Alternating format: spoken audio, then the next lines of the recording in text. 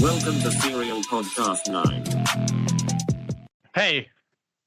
Hey. Are you ready to start the podcast? Mm-hmm.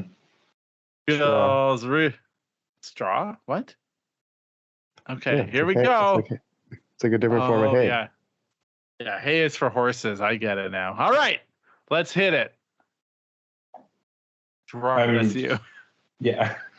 I'm Gerardi Peralta. And I'm Kevin Peterson.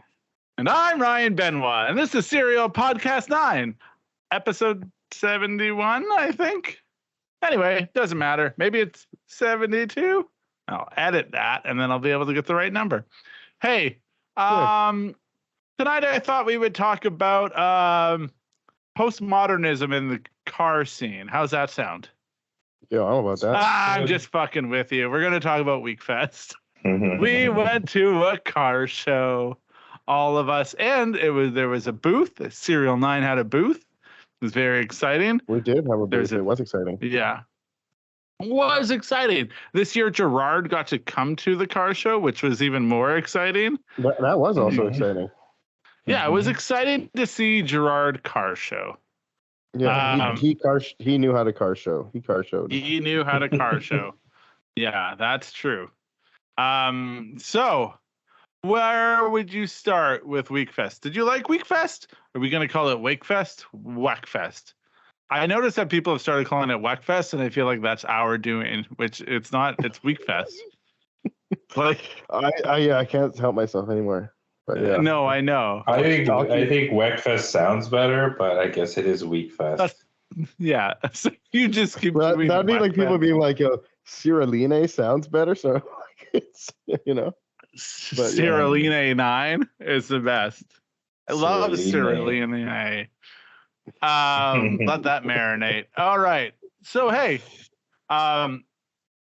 Gerard, what did you think of WEKFEST? I thought it was pretty good. Honestly, there were definitely some pretty cool cars. I kind of thought it was just like a bit lacking. I don't know. I also like some of the sort of, I guess in my world, key players sort of weren't there. Like Austin wasn't there, so there was not an Ever Content booth, which is always kind of like pretty cool and exciting. It's pretty busy.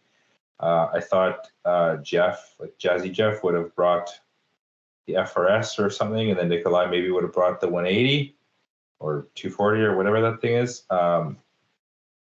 Yeah, just those cars are like sort of iconic P&W cars that are, let's call it, relevant right now. Those cars weren't there, so I feel like maybe there's something going on that we don't know about, that maybe the show's a bit smaller, because we did talk to some of the other sort of vendors, asked them how business was, and they're like, oh, it's like maybe like a little bit slower than like last year or whatever. Yeah, I mean, there were definitely some like pretty good cars. It did feel like it could have been better, in my opinion. Ooh. But as far as us going and, representing and having a booth and bringing our cars and stuff, I feel like we put on a pretty strong representation. We brought, what is it? 1, 2, 3, 4, 5 cars. Yeah. Yes. Yeah, we brought 5 cars, all of them JDM, all of them like pretty cool. Like ranging from like a full-out drift car to like kind of like a VIP car to like, yours is like a luxury sports cruiser. And I decided I'm the everyman GS. That's what I went through this in my head already, but you keep going. I've already categorized them. You're very close. Go. Keep going. And then Jake's is kind of like the quintessential JZX. Kevin's is like the drift car, but relatable because it's like an IS/Altezza. And then I'm just like the straight up oddball, where like probably 68 to like 78% of the people have no idea what my car was, but they're just like, yo, that's like kind of sick looking, or like that's ugly. So did anyone tell you your car was ugly? No. Or did you hear people? They're like, oh. One of my friends commented, one of my non-car friends commented on one of my stories. Is like, I don't care what you tell me, that thing's a minivan. And I was like, it's not a minivan. Yeah, no. Anyway, nobody said it was ugly, but people were just like, what is it? Like so many people. I feel like that's like if you saw a giraffe and you were like, no matter what anyone tells me, that's a zebra. It's like, well, Yeah, that's a horse. it's not, but Yeah. I guess. Like, Yeah, I mean, but that's my friend. before Yes, we I keep am. going, I wanted to say, like, I thought it was hilarious too. Like, of all of the like things about the weekend that you could have talked about, and like the SerialNine accomplishments and things that you talked about, the first thing that you said was like criticize the event that we just went to. You're Well, like, no, because he asked could have been about better. Like, he asked about the event and what I thought of the event. He didn't ask about what I thought about our accomplishment. yeah, well, Right. I mean, like, yeah, I guess All you're right. not wrong about that, but yeah, just thought it was kind of Check your.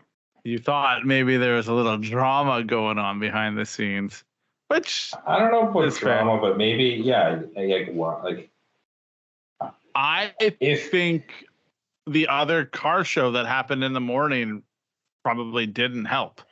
Yeah, I we mean- talked about this in our post wrap up meeting today, but yeah, that's what I said too. I'm like, there was Yeah. another car show, the weather was nice. Like last year, it seemed much busier foot traffic wise, but like there was no other car show and it was pouring rain, so there's kind of nothing to do that day, you know? Yeah, I did think Yeah. that maybe it felt like there were less cars there than last year. Yeah. Oh, you think so? I yeah. kind of thought maybe like 20 less or something. Though only I don't know. But some people did tell me they're like it was better than last year. They're like, oh, the cars are much better than last year. And I was like, a lot of Okay. these cars are kind of the same, I think. Except now there was a Blit and a Crown and a 90 there is what my thought was. And Kevin and I weren't stuck in the back corner near a bathroom, which was I we mean, thought would be great.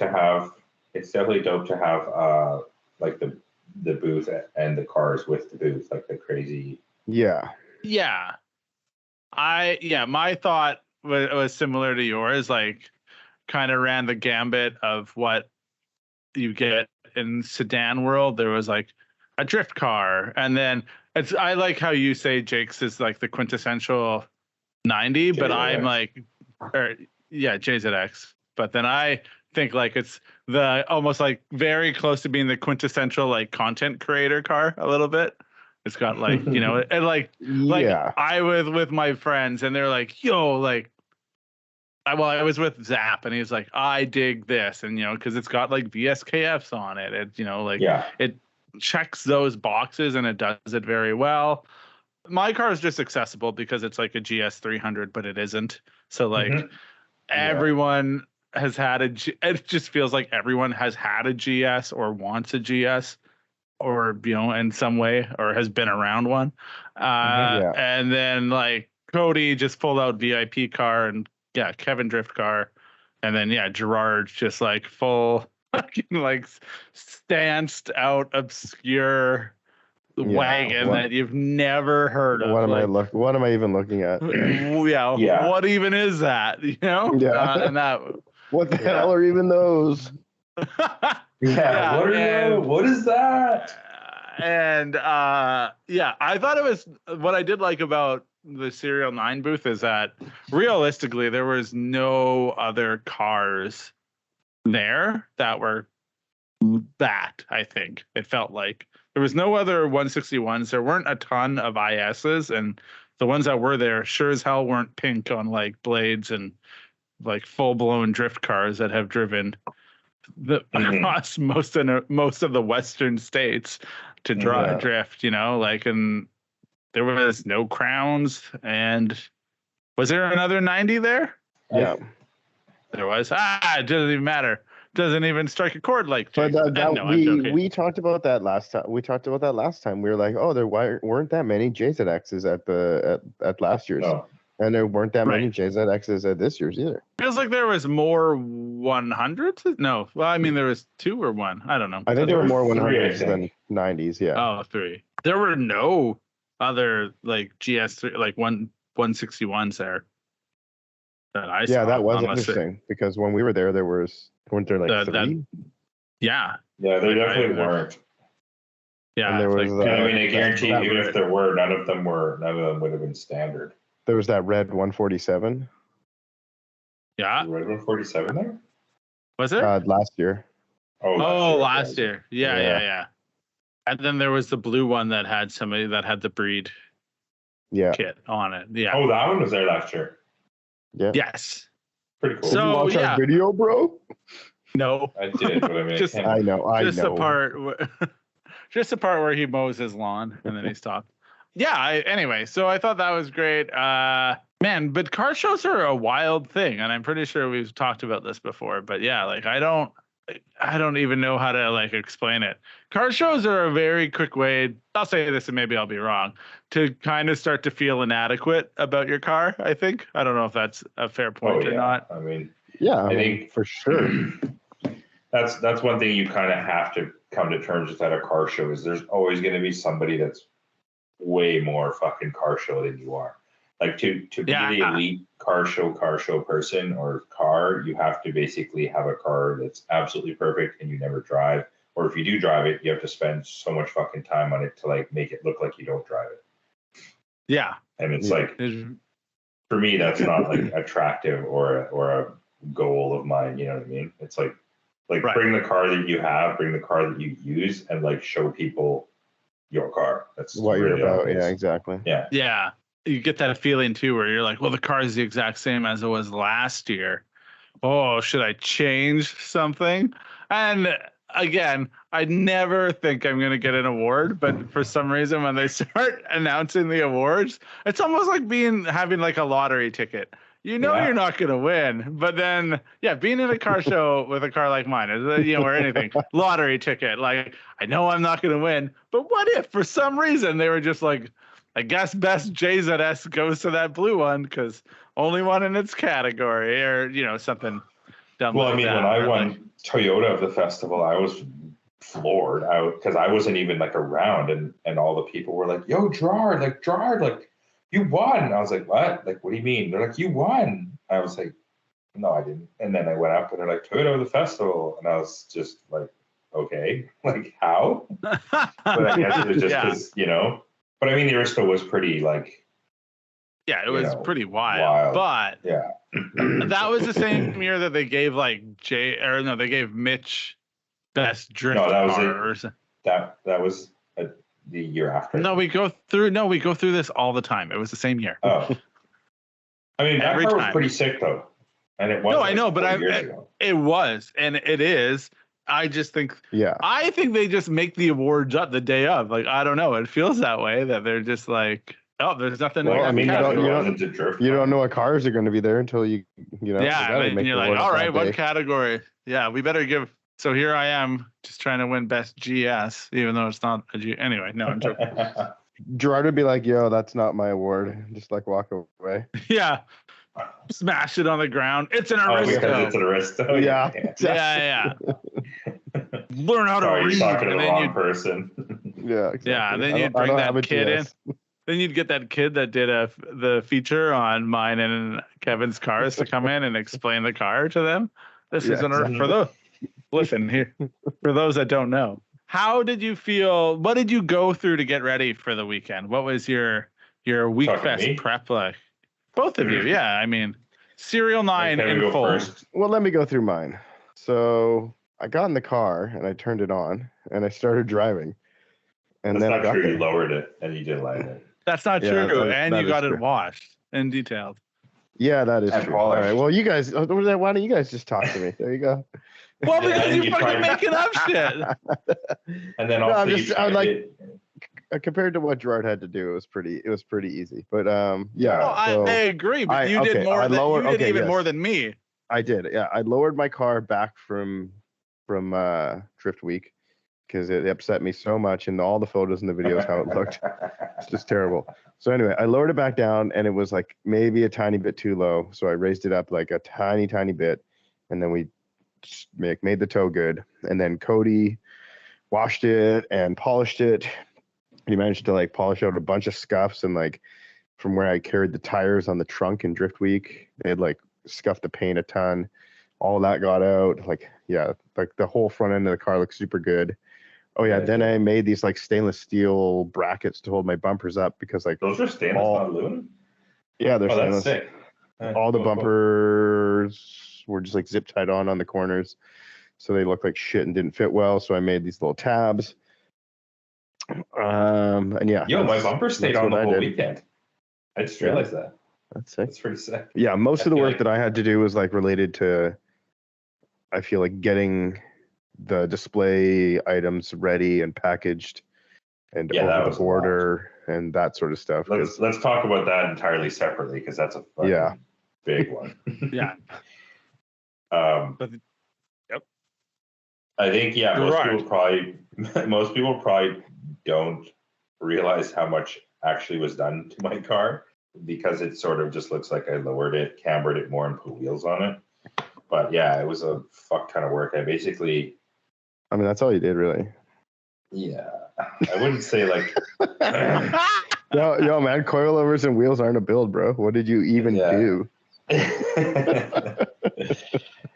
Because I got new wheels, I had sized the wheels to what I thought would have been, sort of fine. And then I went to go put them on and I was like, oh, wow, like I don't have any more adjustment left in these arms.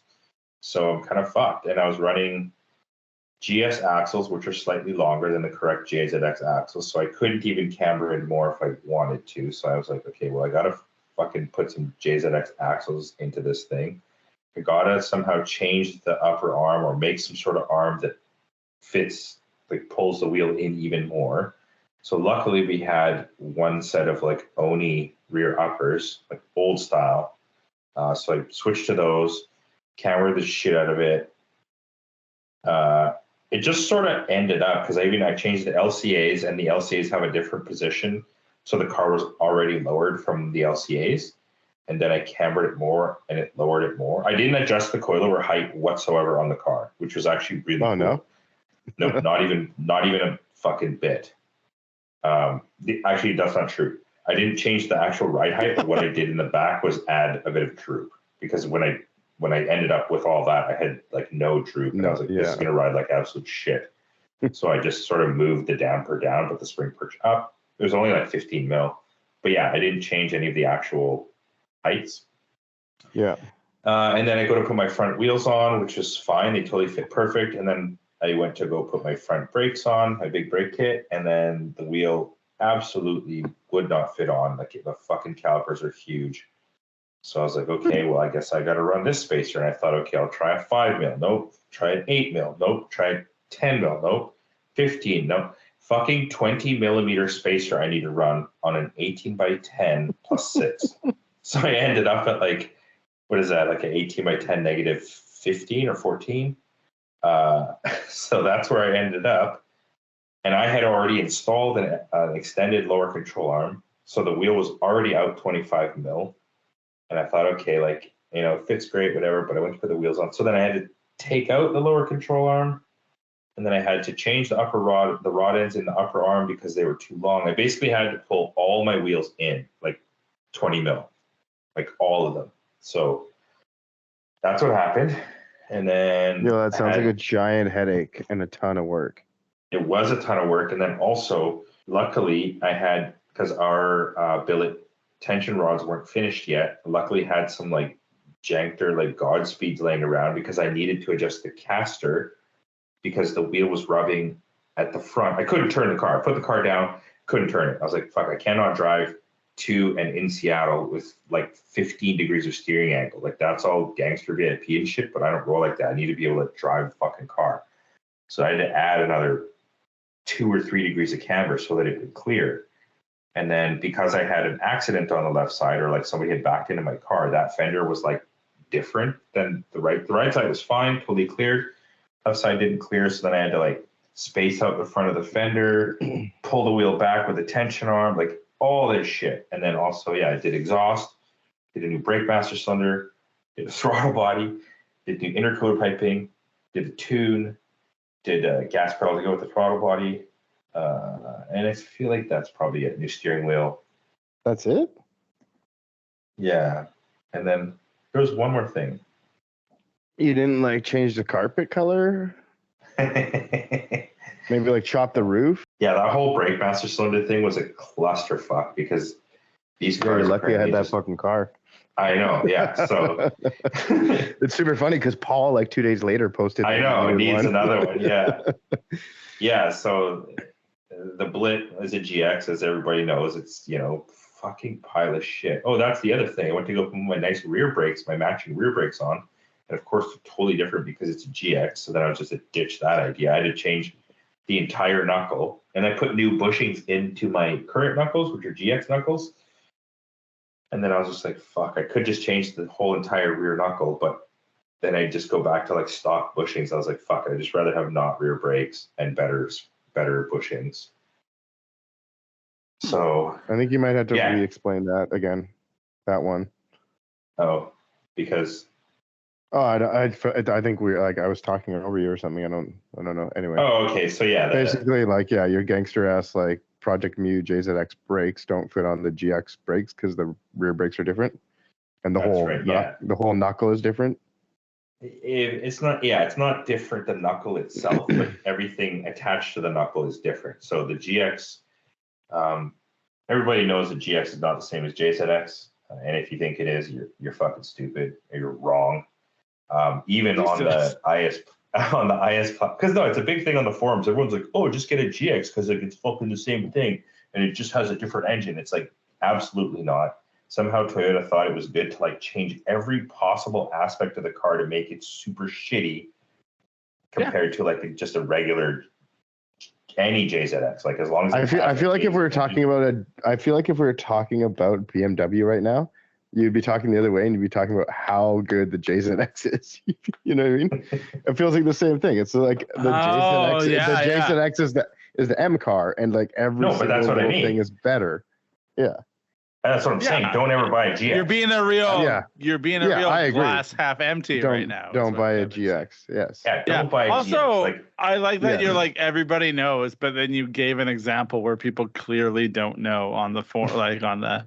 But also, everybody knows. I feel like you didn't know that. You found it out right then. You're like, what the fuck? My brakes don't fit.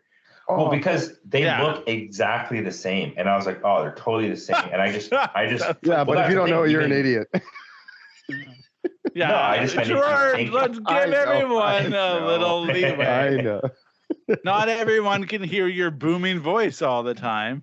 That's what we're here for. So the tip out of this here is GX is not the same as a JZX. So okay, keep going. Yeah, and if you're gonna buy a car to swap, at least buy a JZX. It doesn't have to be the turbo one. Just buy one that has a JZ engine, because anything with a JZ engine is not a piece of shit like a GX is.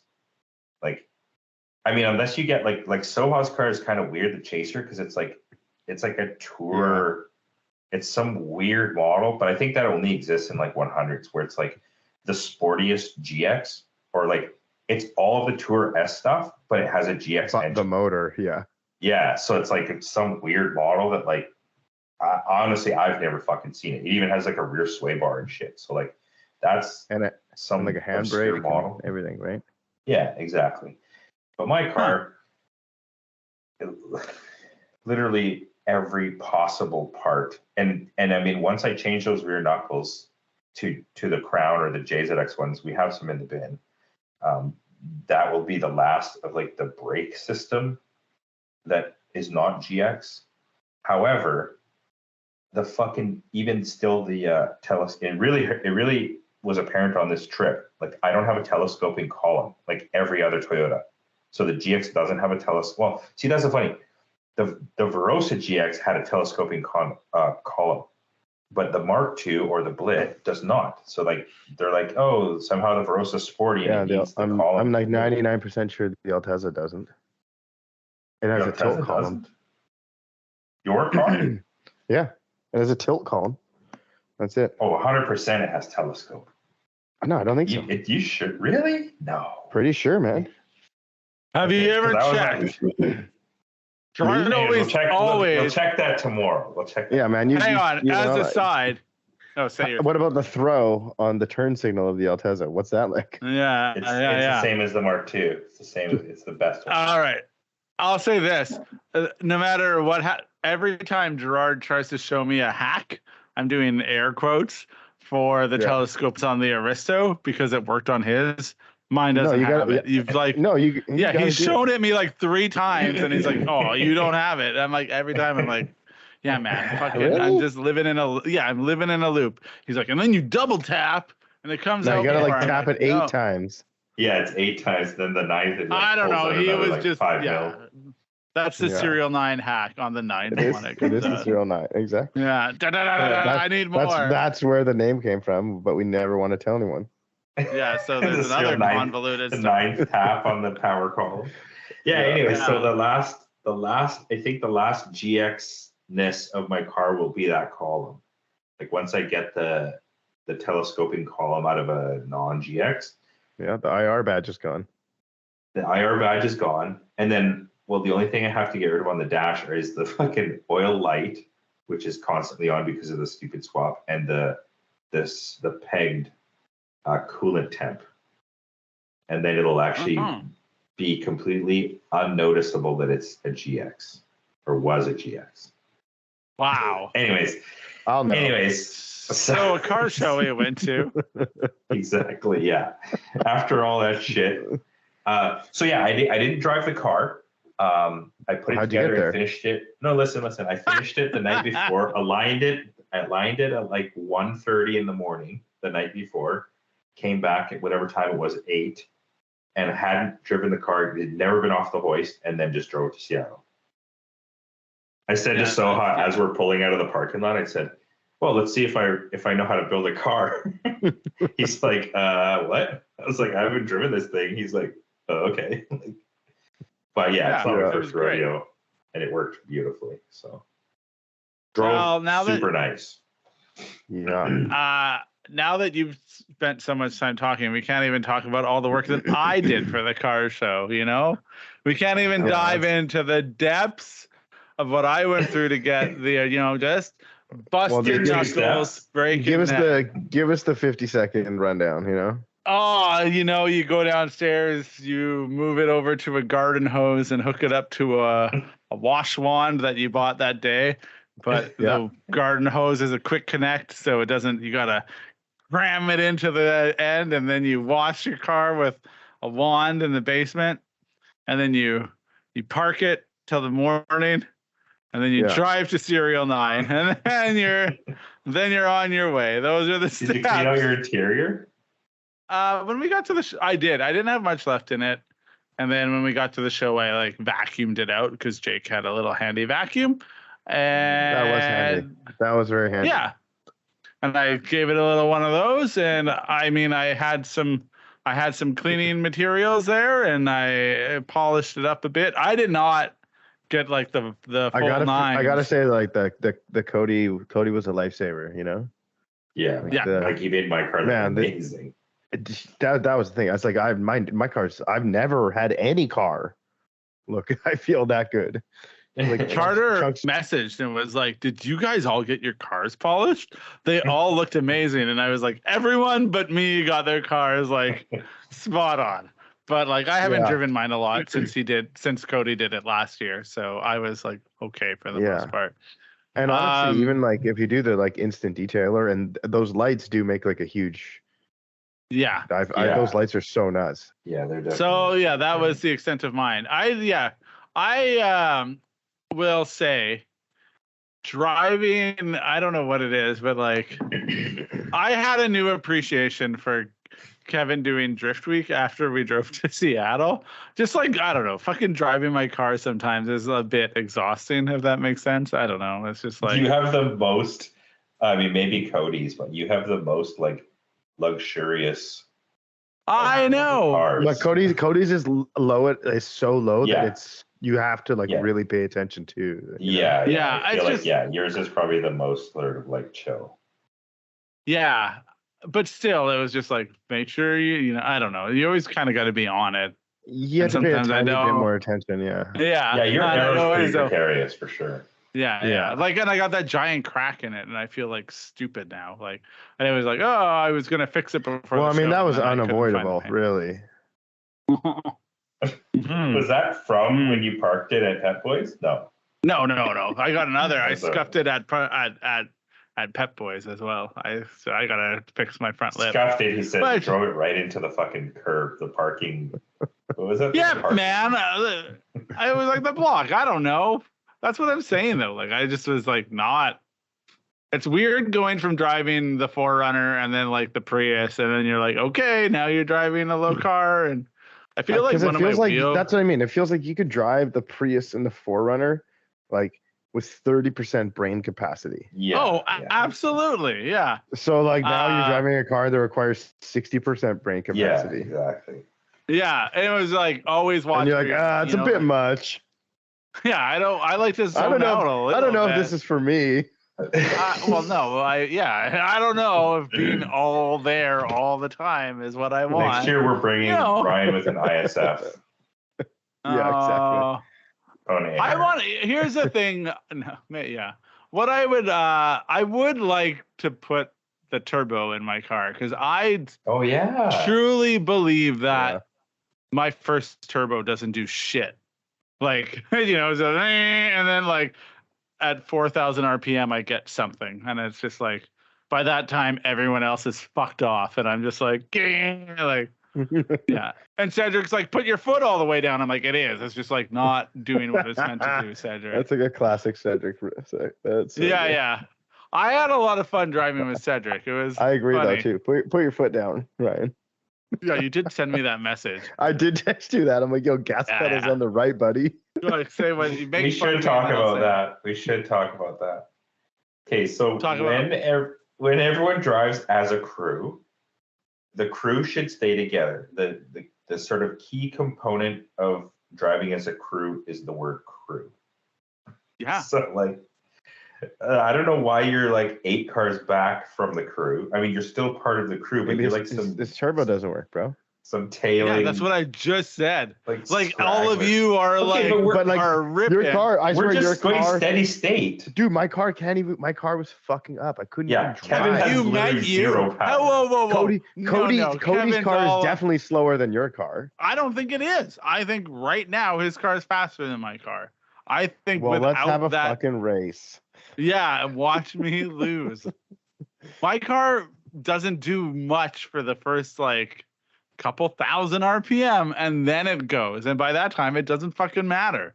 And also, Kevin, you shut up. Have you met you? You love moves. Like watch. It's funny. Cedric's backhanded compliment to me was like, he's like, I feel really safe driving with you. Like I haven't been scared that we were going to get into one accident. And then he said, you drive like an aggressive dad. That's what he described my driving as. Like you drive like a dad, but like mildly aggressive. Whereas what would you consider my driving then? I'm a dad. You don't drive like a dad. You don't drive like a dad. You drive like a big swinging dick, you know? What did Kevin say? Nut dad? I said like a meth dad. Oh, it's like a nut dad? What the hell is You drive like a dad that forgot to pick his kid up from soccer and it's raining like every day. Just like ripping her there. Yeah. Yeah, and Kevin drives for moves. It's like Kevin's in a game. Everybody's playing checkers and Kevin's playing chess. That's how the driving with Kevin is. It's a move. Here's a move. There's a move. Don't make a move if you can't make a move. You know, like. So anyway, I would very much like to get rid of my twin turbo setup. I feel like I don't drive that frantically. No, it's not frantically. I said chess. It's meticulous. You see a move and you take it. I don't know. You know, anyway, driving as a crew. It is funny because sometimes, I will say this on the other end, sometimes Gerard just wants me to read his mind and I can't. Like, I just don't know. You know, like one of the things is like, funny about this is like we were going to a car show and still like as it happens, people had issues with their cars. Kevin ran out of gas.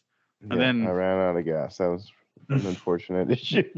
And then turns out like your coil pack wasn't like in all the way or something, or no, because I don't know even. Anyway, it still had the issue on the way home. I would have been doing moves. I was taking it easy. He would have been racing. Yeah. Kevin and I would have been racing. Yeah, there's no way we wouldn't have been doing 280 kilometers an hour. Yeah. I did 280 kilometers. I got it. I did like 160 as well at one point, but took a while to get there. Check it. Anyway. Yeah. What was I saying? Oh yeah, Kevin, you ran out of gas, and then I didn't know where Gerard went. I was trying to be in Gerard's head. Does Gerard take the first exit? Which exit does he take? Does he go to a rest stop? Like I drove through a rest stop, he wasn't there. Trying to figure out where everyone is. And then I just lost. And then Gerard's like, you take the first exit. I'm like, we've never had a conversation about what happens, but Gerard just expects me to know what's going on in his head. Well, and then on the other end is like Eric doesn't do that and does whatever he wants. So like I'm like, who does what? How do I do this? Sometimes Kevin leaves without saying goodbye. And so I was like, maybe that's like the same thing. Too. Like, I don't know. So I'm in my head. It's called the Irish goodbye. I know what it's called. And I'm trying to be a goddamn psychologist. And then like Gerard's giving me shit because he's like, we take the first exit. Generally, that's what you do. Okay. I'm like, I will say that, you know, there was room for better communication for all of us. There was times where Gerard left the group and nobody knew what he was doing. You know, there was times where Ryan left the group. Station. Yeah, you just went to a random ass gas station when we were all following Jake to this one specific gas station. But yeah, when that happened, like, I'm just going to go to this gas station. Yeah. Well, I mean, Cedric looked at me and he was like, classic Gerard. That's what he said. Is that what he said? Yeah. He's like, a classic Gerard. And I was like, Because, same thing. Then we went to that other gas station. And I was like, okay, I guess I'll just pay for my own gas then. Like, because I didn't have the card. I prefer Shell, so. Okay. Well, good. And I get it. I get. Well, good thing we had all agreed to do one thing, and you just went off and did your own thing. But yeah, like give Ryan shit for not like knowing what to do in an emergency situation. Well, okay, in that situation, my gas light was on already, and I was like, I need fucking gas now. I need the closest gas station. And then Jake used, I don't know what app he used, but he's like, there's no gas stations around. There's like an Arco and like a something fuels. And then on our way, we passed 3 fucking gas stations. So I just like stopped at the Shell. I was like, it doesn't matter. We're all alive and we're all safe. I mean, Cody was probably minorly panicking about the things, but that's fine. Real trooper, that guy is. Yeah. Anyway, that was the thing. And I'll admit, it's like I don't get how to have people take rollers of my car. But also, while I'm driving, the whole time, Cedric's trying to take photos, and I'm like, Cedric, it's too dark. Cedric, it's not going to work. And he's like, what setting should I have this camera on? So, like, I'm, like, driving. People are waving at me. Cedric's, like, asking me questions and, like, trying to hang out the window and take photos of people while they're taking photos of me. And, like, even in the video, Gerard, you made, like, it's Cedric. The red light on the focus is going off. And then you know what? Guess what? Surprise, that photo didn't turn up. Yeah, great. I can empathize with your situation. So yeah, I guess if Cedric was added to the equation of Ryan driving, that would have been. I loved it and it was great. It was fun hanging out with Cedric. Of course, you're gonna forget your turn signals on for an hour. I cannot hear it, and I can't see it because my steering wheel where I put it. But sometimes you know what you can do. You can do this. You can move forward in the seat a little bit and change what you see. You could also check your stock. You could touch your stock and see, is the stock up or down?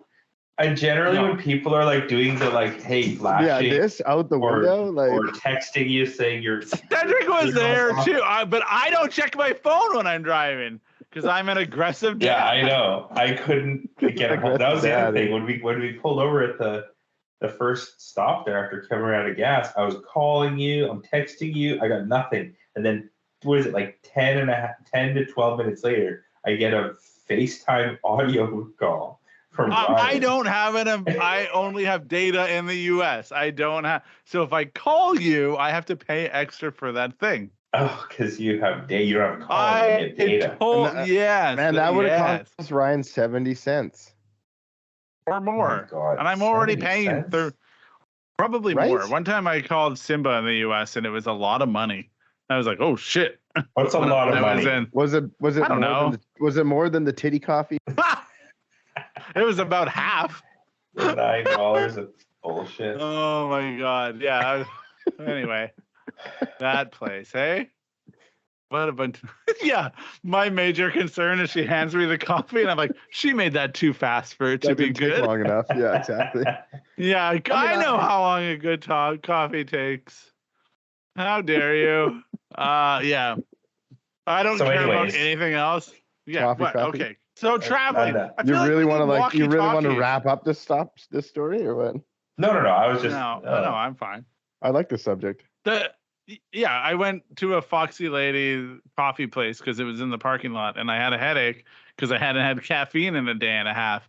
So I was like, maybe this coffee's good, and it wasn't good. Surprise, and it was very expensive. And I'm about 80% sure she was a few months along with being preggers. So like it was a weird thing all around. Yeah, I feel like walkie-talkies would be a good play, but maybe I'm the only one who thinks that. No, they're not a Always. bad play, but then you can't sometimes hear it because you got the loud car and you got the music going. And then also, it's a pain in the ass because people are always fucking talking. And then you have to put it somewhere where it's convenient. You basically have to hang it from like your fucking rear view, and then it's just like hanging around and kind of like clinging, clanging. I just think it would be handy when you're like, do this, do that. We're going to do this. Like we used to do that when we drove to SEMA from Saskatchewan to Las Vegas. We'd just have walkie-talkies to talk to each other. Well, that's a good idea. We should do that. We have a ton of them. Okay. We have walkie-talkies. Glad we brought them. Anyway, so that was maybe if you would have been there at the planning meeting, you could have brought that forth. Oh, nobody fucking invites me to anything. Dude, you have an open invite to come to the shop all the time. That doesn't help. I know, work but from if home. you tell me there's a thing, I was at the office most days. Okay. You gotta let me know so I can. Well, that was the other thing. It was like we're like, oh, like normally we hear from Ryan all the time, and like we haven't heard from Ryan the entire week leading up to this event. Like, what's going on? With Ryan? I was working on this thing. You were working on a thing. Editing on that video. Of the performance. Editing on that video. They think it's good. So. Is it good or good enough? Probably good enough. There's a lot going on there. It's fine. I mean, you can only polish a turd so much, right? Yeah. No offense. I just mean maybe the footage isn't the best. Not that the kids aren't. Well, the footage and the audio. Audio. It took a very long time. It looks good. Like it definitely looks like multiple cameras, and it looks like it's good. Like how you pan out and do all this shit. I think it's great. Okay, well that's good news. Anyway, we went to a car show. Yeah, what we're talking about is my wife had a concert at their school, private school or whatever, and then it was filmed by some dude who basically butchered the project, and then we had to give it to Ryan to fix. So that's what we're talking about. That's what we're talking about. But Ryan just out here doing the Lord's work, fixing other people's mistakes. Yeah, that guy. That guy's just living his best life. Living his best divorce life. Yeah, but that guy eating Hungry Man in front of the TV by himself. Yeah. Sleeping in a race car bed. Getting fired from the factory. So that's all I get is a good luck. I didn't wish you good luck. Anyway. I don't recall saying good luck. Yeah, exactly. Yeah, that guy got paid way too much money to film a thing. That's all I'll say about that. Yeah, I know what a day rate is. He's like twice the amount of a day rate. Like it's stupid. Anyway, okay. We went to a car show. We had a lot of fun driving on the road. We were in a checkpoint video. People should go watch that video. It's pretty cool. A lot of neat stuff going on there. I gotta say, somehow always the best part is driving on the road. Yeah, the like driving the adventure was the best. Yeah, it's always the best part. You know, it's never the destination. Yeah. It's always the adventure. Yeah, that's fair. I will say I won. I wish. You won? Congratulations. No, I won best GS. No. I wish Jake would have been with us the morning we drove 100%. On the road. Because just nobody was on the road. It was an amazing drive to the convention center. Like it's a beautiful super picturesque. Morning.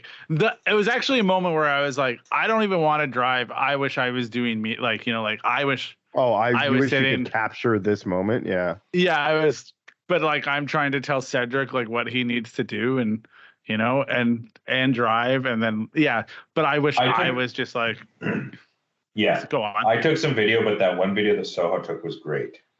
Yeah, and so it's just great, and I thought that even when I was driving with Cody, I was just like, there's something really cool about like looking in your rear view, and there's like just a slammed 18 VIP Crown, and you're like driving with that, like doing that thing, the whole mobbing, I think is what people say. And it was just like, and it was just like, oh, that's a really great feeling, like that above anything else. It kind Especially of mildly.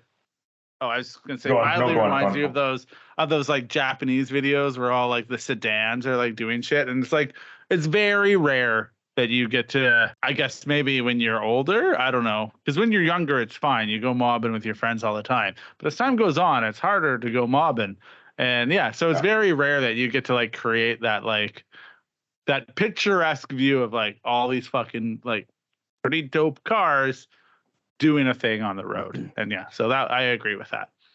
And that's kind of what I was saying too, is it's like our lives are pretty different these days. Like we're definitely busy. Like it's kind of easy to do that when you're like 20 and you kind of got nothing to do. Oh, what are you doing on this weekend? Let's meet up, blah, blah, and then just drive these cars around. But like usually when you're younger, your cars aren't as nice as our cars are now. And then and whatever. But like for us to kind of get together and do this, but also we're going from like Canada to like Seattle. That's like, it was very reminiscent of our like California trip. And it was like really, it was cool. So I agree. I do love doing it. It does feel like dope. Car trips. And now it's redundant. Womp, womp, womp. I was gonna say it seems like car trips for us are always like a trip. But it's like, that's what we just said, you fucking idiot. But it does seem that like,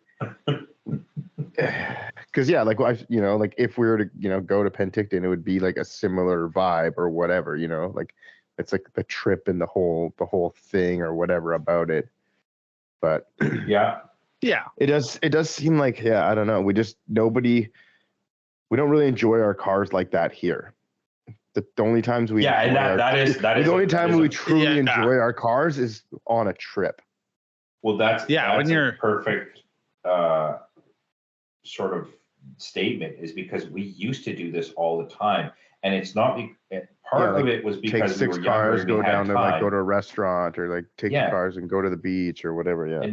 And now you just sort of can't quite enjoy it the same way because of all the restrictions and the like worry and like like optimally I think everybody's sort of like 100% like wish list would be to build whatever the fuck you want, drive it wherever the fuck you want, whenever the fuck you want.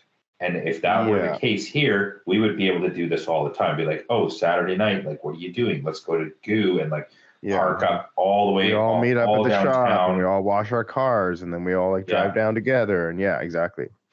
All have. I mean, we could do that within.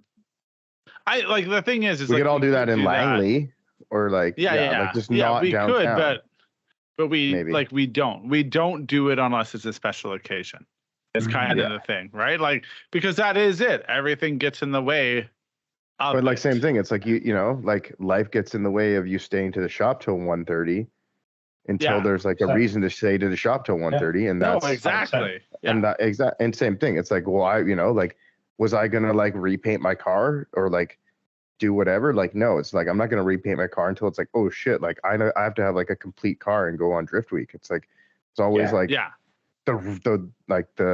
the reason, the event negates or necessitates the push, the grind. Mm-hmm. It's the real hoobastank of it all. You get it because they sang the song The Reason. Okay, anyway, the hooba what? The hoobastank. Hoobastank. Anyway,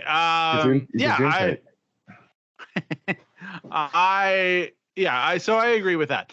Honestly, being at the show, though, to get back to WEKFEST, being at the show was very hectic. I would say like a lot of the weekend was actually like a little bit hectic. I don't think it was like chill at very much. Was it? Do you feel like it was chill? It I just feel kind like of the felt most chill part was the. I don't feel like was I had the a photo chill. shoot. Yeah. Yes, yeah, and then the That was dinner cool. after.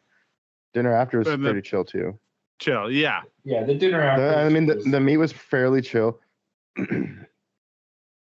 Yeah. I it just was feel like when we were at that photo shoot place, it was almost like a, what's the word? What do you call that when you find we had water in the desert? I know, an oasis. It was like an oasis for like the time and the day, the time of day, and like, like we didn't really have, like we had some We had shit absolutely to do nothing later. to do, or That's what and I mean. nowhere to And then- go, and like all we were there to do was like let them take the photos and film and do their own thing, and we're just there to hang out and fart around for as much time as it took. Exactly. Yeah. And then once we had the dinner, it was like, oh, we have to go to this car meet, and then after the car meet, it's like, oh, we have to go home and like go to sleep, and you know what I mean. And That's when it started to like, yeah. What did you guys do at the house? Because like Gordon and I had to. Well, we rush over first of all there. had to fucking wait forever for them to let us in. So there was that. Yeah. And they didn't let you in at 3. I mean, it was like 3-ish, but like that time from like 2:50 to 3 felt like 2 hours. All of us had to piss. And then we're just like, should we leave? Should we not leave? They're probably going to let us in any second now. And then we went to go in, and we brought all the stuff into the garage, and then basically kind of just like checked out the house, and we were just sort of like tired and so washed our cars. Well, yeah, we basically sat there for like maybe 10 minutes, and then I was like, yo, I'm gonna wash my car, because I looked and there was like a really nice hose, and it was super long, and then Cody's like, yeah, let's do this, and then we just like gangbanged all the cars and got them all clean, so that was sick. Nice. Yeah. But I would say same thing. Yeah. By the time we were leaving that meet, it was like kind of felt like a longer drive back to the place. And then it was But then I was like, oh my God, we got to drive that far. Like, yeah. And it was like every minute that went by was kind of like, oh, this is how my brain started working, was like, oh shit, every minute that goes by is like a minute less sleep that we're going to get. We're up at like 5 or whatever. 5, yeah. And then we're like at this show all day, and then we're driving home, and like I know I'm not getting home till midnight. Like I know that. So it's like, well, man, like that's a way better outlook than I had, because I was just like, I'm getting home at 8:30, because I thought the show was going to end at 5. And then I thought you were getting home at 8:30. Not really. I mean, not That's actually, crazy. But I was like, yo, I'll probably be home by like 9:15. Wow. I thought the show ended very at 5. optimistic. It was optimistic. Because I remember last year, that was you and I last didn't year. get home till we didn't get home that we had like dinner and shit, and like and then I had my Nexus. I went across the border, and it took you like 2 extra hours to get home. That's right. Oh, maybe. Did you have to wait in the lineup? Yeah, there was like a much bigger line. Oh, because it was earlier. Because it was much earlier. Yeah. Yeah, maybe. No, it wasn't 2. I think because we didn't cross the border until like midnight. Yeah. I think you had finally crossed the border, and I had just gone back to my house, like dropping the car off and switching and all that stuff. Yeah. That was last year. Yeah. Okay. Yeah, that's fair. This time, and I was like, oh, I got. So that's why I was like, if the show ends at 5, and like Gerard had already expressed, like he was like, yo, my main concern is getting home as soon as possible after the show. I'm like, we could probably like, and then what happened? Yeah. So our employee and detailing buddy, Cody, drove over one of those speed bumps that they screw into the ground, and it ripped off one of the plastic under trays that he had hanging. He had it zip tied on, and basically under bolt. Yes, and that caused the under tray bolt that was on that under tray that ripped off to like jam up into his oil pan and start dragging on the ground. So he noticed it because the under tray piece was dragging on the ground, and he looked under and could see the oil dripping. So in the show, basically his oil pan was leaking, and he was sort of freaking out about it the whole time. and became, He was pretty good about it. He's still like, honestly, that's what we detailed said. people's car. Yeah, we was- talked about that today. Yeah. He was like cool as a cucumber the entire day. Like, you know, he was like kind of stressing, but like it didn't really affect his mood or his performance or his whatever demeanor. Like he was just like, and I mean, we obviously tried to reassure him that everything's going to be fine. Yeah. But still, and we did everything like, everything in our power to help him out as well. Yeah, you know? Like, but still, like that's a very stressful situation. That's super stressful. I don't know how I would handle that. But yeah, I would have been freaking like, out. I would have been like, fuck, I couldn't have had a normal day. That's for damn sure. Yeah. And like Jake, because even Jake he was like, look, Kevin and Gerard are going to help you figure this out. And I like, that would be the reassuring, like, oh yeah, okay, exactly. Like, that's, I mean, this isn't the worst case that like, nobody's leaving you here. Like they're going to you know, like that was the thing. Well, he was fully prepared. He was like, oh, I guess I'll just stay here till tomorrow and I'll just like fix it. Yeah. And we're like, no, man, that's not going to happen. Like, that's not how it works. This isn't our first like get it home rodeo. Yeah. Like we've driven home in one car, driven back in a different car to fix the third car. Yeah. So that was I mean, I guess we literally like if worst case scenario was like we could have driven home, got on the oil pan and driven back with all the tools to fix it. Yeah. Yeah. Oh yeah. Ryan said he didn't take any photos or videos when we were at the crane spot because he felt like checkpoints set it all up and he didn't want to step on their toes. And he was like, I'm just going to be like, they're respectable. Yeah, I feel that too. Cedric and I were talking. He's like, why don't you get your camera? And I was like, yeah. And I was like going, and then I stopped myself and it's because I said, it wasn't because I was being lazy. Like I wanted to. But so much of that day felt like a checkpoint thing that so to explain this the best that I can, when Jody and I got married, we hired a photographer. Yeah. But Jody's best friend from high school, I went to film school with her younger sister, and she dated my best friend. My best friend was the groomsman. And I'm typing this out right now, and I'm never gonna remember all that. Okay, it's fine. It's just this girl that I went to film school with was at my wedding, and she wanted to get into wedding photography. And the wedding photographer that we paid money to be there, like she flew out from Toronto and shot our wedding at Highcroft, was getting super chapped with the girl that I went to film school with. Was being because it was like. Yeah, she was like riding off the coattails of like all the hard work is the posing and the finding the location. And it was like, so when I went to go do that, I was like, this isn't my thing. And it like, if I do that, it's really selfish. So like, this is their thing. Like I will be just like a regular car person today. And then tomorrow I'll do all of the work. Because it was just kind of. Did you take cell phone shots? I did during the day of us, like but not there either. Because a true car guy would be. There's no way a true car guy could have that whole setup and not take a photo of their car. I was like, did you take any cell phone photos? And then he was like, I don't know if I did. And I'm like, I feel like a true car guy would not be willing to have that set up and not take a photo of their car. I took some. Oh, for sure. I took a bunch of photos and videos. Well, I wanted to. I took videos. I went right up in there and took photos of while they were filming, and I was talking to them for a little bit. But I have videos of you guys doing stuff because in my mind, how I'm going to build out our video, it'll be like, and I'll show you. We don't need to talk about that now. We got a lot to talk about still. Anyway, okay. All right. So let's get to our real topic, BMWs. Yeah, that's what we're all here for. No, okay. So we did a car show, and I did say I made a status thing, and I was like something. WEKFEST is more of a state of mind than it is a day event, which I do like. What did you mean by that? I meant that it was like. Oh, okay, well that's great. I'm glad you asked. Because WEKFEST to me wasn't one day, and it sure as hell wasn't one day to either of you. You had so much work you had to do. There was like so much involved in when we did it. you know, there was like the cruise down with the checkpoint guys. There was the photo shoot or the video shoot with the checkpoint guys.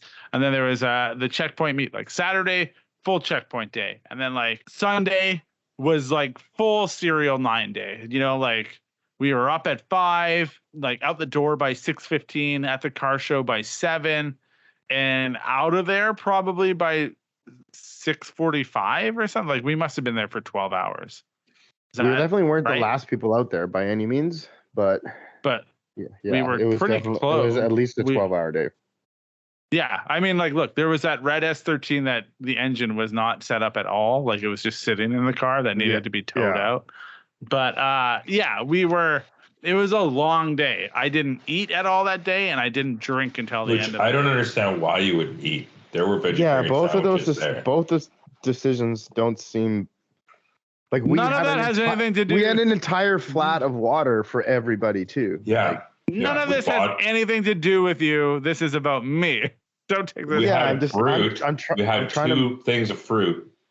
Yeah. I don't know. We're trying to help you make better life choices, Ryan. We're trying to truly be your by ragging on Kevin. Yeah, by really giving you the gears. You guys were great. Kevin, you've spent enough time with me to know that sometimes I don't always eat when I do media. I don't know why. I just don't. And even like, so Michael McLaughlin came to talk to me. I was super awkward, I think, because I was like super flustered. I was like trying to set shit up. And he was like, sorry I bothered you, essentially. Like, sorry I was being, you know, like bothered you while you're doing this. Like, no, man, like I really actually like appreciate that you came to talk to me. Like, man, Kevin says like my natural state is just that I'm flustered all the time. And it's probably not wrong, but like, yeah, I was like trying to do things, and in my head, I was like, I need to get all of this done by the time the day's over, and I'm not there yet. So I was trying to get all the things done. I knew that you two were very busy, and I didn't want to infringe on that because there was like, you're running a business. But I also know that part of the reason I'm there is to make a video or get media. Yeah. So I'm like, I'm going to do that. And so, yeah, I probably, I didn't have time. I felt like I wasn't as helpful and receptive to you needing and wanting to make a video as I could have been as well. Well, here's the thing. Gerard, how long have you been muted for, Gerard? Your face isn't on a thing, but I just saw you talking there. You could have been muted for 10 minutes now. No, but that's because of eating. I know you're eating. Continue making the video. I know you did, but you both did your part. Like I was like, in my head, I was like, I can't drag both of them around for the same amount of time that I did last year. I'll handle it, and we'll see how it works out. I don't know. But yeah, and I think the shoe in with you on the last part doing the like, I like this car. That's like a good segue into this one, maybe, you know? Mm-hmm. Yeah. And also, Kevin, I'm used to you being like in the moment, not understanding why we're making a video, and then like after the moment passes, being like, oh yeah, that was what we were doing. So like, I'm well aware, and I almost appreciate it. Always like a kind of a genuine answer. Like you were kind of like at the beginning of the day, just a little bit chapped about being at a car show and not a drift event, which I appreciate. Like they're calling it a driver's meeting, and you're just like kind of mad about it. Like, this isn't a driver's meeting. This is a press conference. It was funny that they called it a driver's meeting. They should have called it a showers meeting or an exhibitor meeting or anything besides a driver's meeting. Like, honestly, though, like if you're a bunch of car dudes, them calling it a driver's meeting is like the coolest thing, like for you. Oh yeah, like because you did drive your car there. You know, not everybody though. Not everybody. Some people towed it in. Well, someone drove the tow truck, buddy. Someone put in the wrench time. The truck. Yeah, I am not. Yeah, anyway. Yeah, I get it. The thing that I missed capturing in the video, which I thought was really interesting about WEKFEST, was the importance they said about the Pacific Northwest WEKFEST show, is that it is one of the better shows. Now, maybe they say that to all the pretty girls. Exactly. They just say that to all the shows. But I was going to go look, and because I know last year there was an issue with like shows in some newer cities where they said like the cars weren't up to caliber, and like there was like some pushback, and then there was a bit of drama. They had one in Chicago. Yeah, but I think they still go to Chicago. They still do Chicago. I think it was. I don't want to like Atlanta. say, like I could Atlanta or Texas or something like that like didn't, because I remember seeing that people being mad about like the criticisms that they were getting from WEKFEST people. So Atlanta or Texas or somewhere down there had one. So I do think that's great. Like and I maybe I don't always fully realize it. Maybe you two can speak to it. Pacific Northwest definitely does have a certain caliber of car. I don't know what makes that car, but it definitely They have exists. very high quality Hondas, and I know at least one of the WEKFEST guys, Joey from Sticky Dojo, is super into Hondas, and the PNW has really, really nice Hondas. Yeah, the Honda scene is amazing. That is like definitely the vibe when you're there. Like the Hondas, a lot of S2000s that are really great. Anyway, doesn't matter. That's not what we're here for. But now, as a vendor, you two decided this year that SerialNine would become a vendor that sold merch, displayed cars and products at the show. How did you feel that went? The and whole what was nine. the prep like that? The whole nine. What did it all feel like? Run me through that process. Long time ago, we're going to go. We're like, we're going to have a booth. Let's do it. Mhm. We'll show our products. It'll be awesome. Mhm. So, we got the booth, we got the cars, got the spots. It was sick. WEKFEST was super like on the ball about emailing us about all these, like, hey, just so you know, like you might need this. Hey, just so you know, you might need this, that sort of stuff. They're like, hey, if you want to sell, this is how you get your temporary business license or whatever. And we're like, we don't really want to sell. Don't worry about it. And this is maybe like 3 weeks ago. And they're like, just apply anyway. It doesn't cost anything. Just get it anyway. We're like, okay, fine. So we apply. Literally like 3 days later, they like mail us like the thing in the mail. We get it and we're like, oh, okay, shit. All of a sudden now, like we can legally sell in the state. We just got to like bring the stuff down there. Like we're already going to have the booth. So then it kind of became like a logistical like marathon. Yeah. Not nightmare. Like it wasn't too bad, but like we had to figure out like how to get paid. So getting paid in the US in US dollars to a Canadian company wasn't the easiest thing to figure out. That took a bunch of figuring out, and then we had to like multiple different iterations of payment methods. Yeah, like different payment methods, talking to them, sending emails, talking to support, like all this sort of stuff. I went down to the States and connected to like US internet to see like, oh, maybe the problem is that it's like it knows the machine is in Canada. Maybe like once the machine is in the States on a US network, it'll work properly, but it didn't. Still didn't work. So, so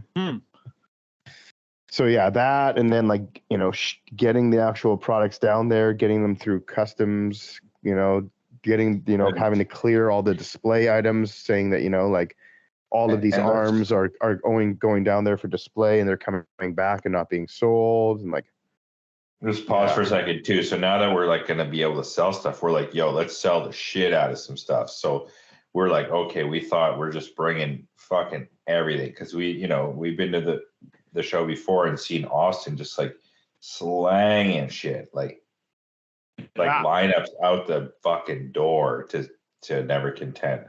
So we're like, okay, well, if we could just be like a piece of that, we'll sell a bunch of stuff. So we brought a lot of stuff.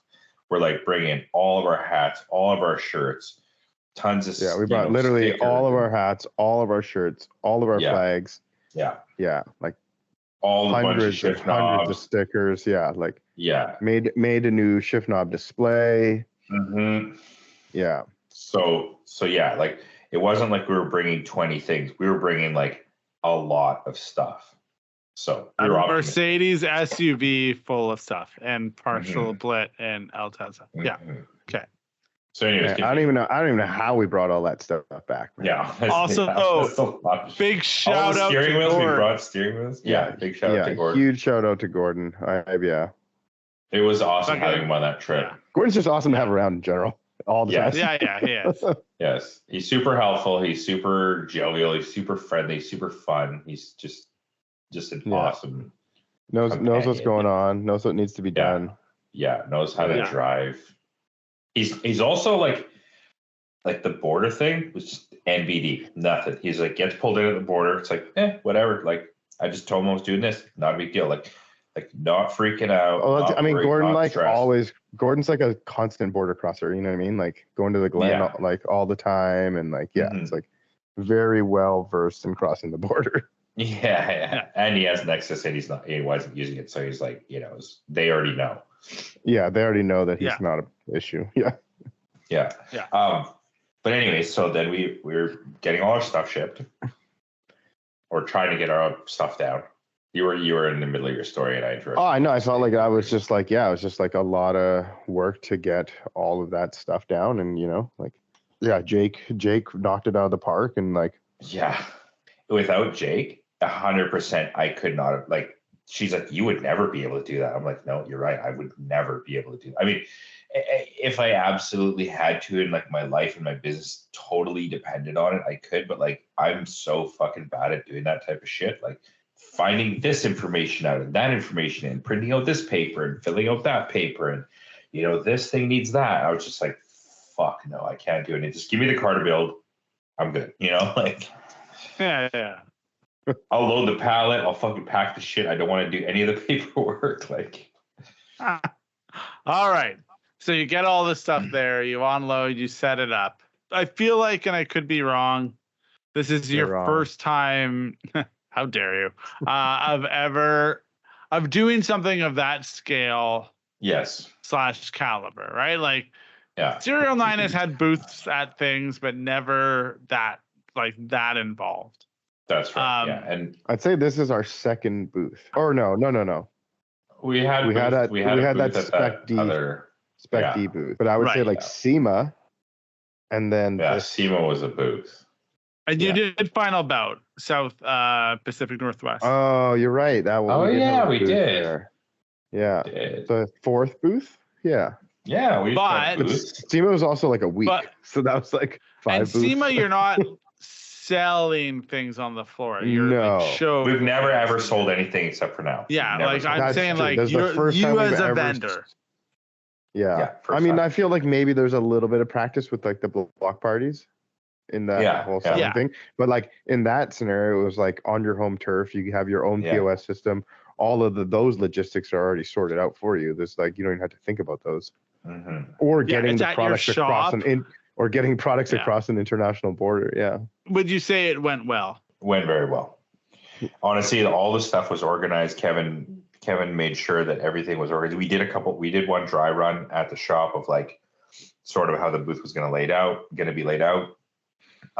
Because in most of the guys didn't even know we had that tent or that booth or like how to set it up or like you know like so we kind of had to go through that. We had to figure out like how we're going to display the products. Like, is this going to work? Like, okay, like we need to like design and create a new shift knob display. We need. Yeah, we had new I made some little tripods for the arms to like display them sort of vertically or angled so that they would sort of stand up versus just being flat on the table, which was pretty cool. Dustin like designed and built like crazy holders for our like racking to hold the steering wheels and like the hang tags and stuff. Those are really cool. Yeah, and just generally like everything came together really well. And then when we unloaded and set up at the show, I felt like all the shit went up in like 20 minutes, 30 minutes maybe.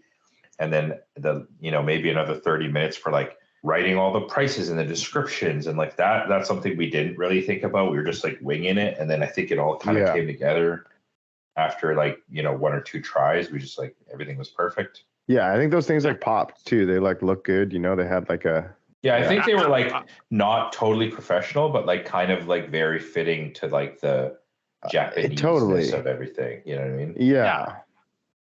Like if everything would have been like a perfectly like printed minimalistic font, like white QR and then with a QR code and like a little plastic holder. Like I don't really know that would have been like true to the company, you know, but like Yeah. I do feel like Not next on time, brand. yeah, next time what we could do for those holders would just make like a little 45-degree like fucking triangle so that those things wouldn't have been flat on the table. They would have been sort of like either at the same angle or just angled towards the people like on the table. Totally. Those would be cool. Yeah. Yeah. But that other than that, I think those are pretty cool. I think it's really nice that there is a, you know, like obviously, like, look, SerialNine is Kevin and Gerard, and I get that, and that's great. But I do really enjoy that there's like a group of people around it that also like help bring everything together. Does that make sense? You know, like there's a but here's what I'll say. There's a bunch of people that really like both of you and really believe in both of you. And I like that. I like that part of it. You know, like Dustin's not going, but he's like, I'm going to do a thing. And then like Gord is like, I'll be the dude to take it over the border and like, blah, blah, blah, blah, you know, and like all that shit is great, you know, so that, and a regular employee can just do their job, but Jake is there being like, no, I'm going to go the extra mile. Like everybody. Yeah. I do feel like all of our employees like went the extra mile this weekend and really helped us out. And 100%. Yeah. We like it wouldn't have been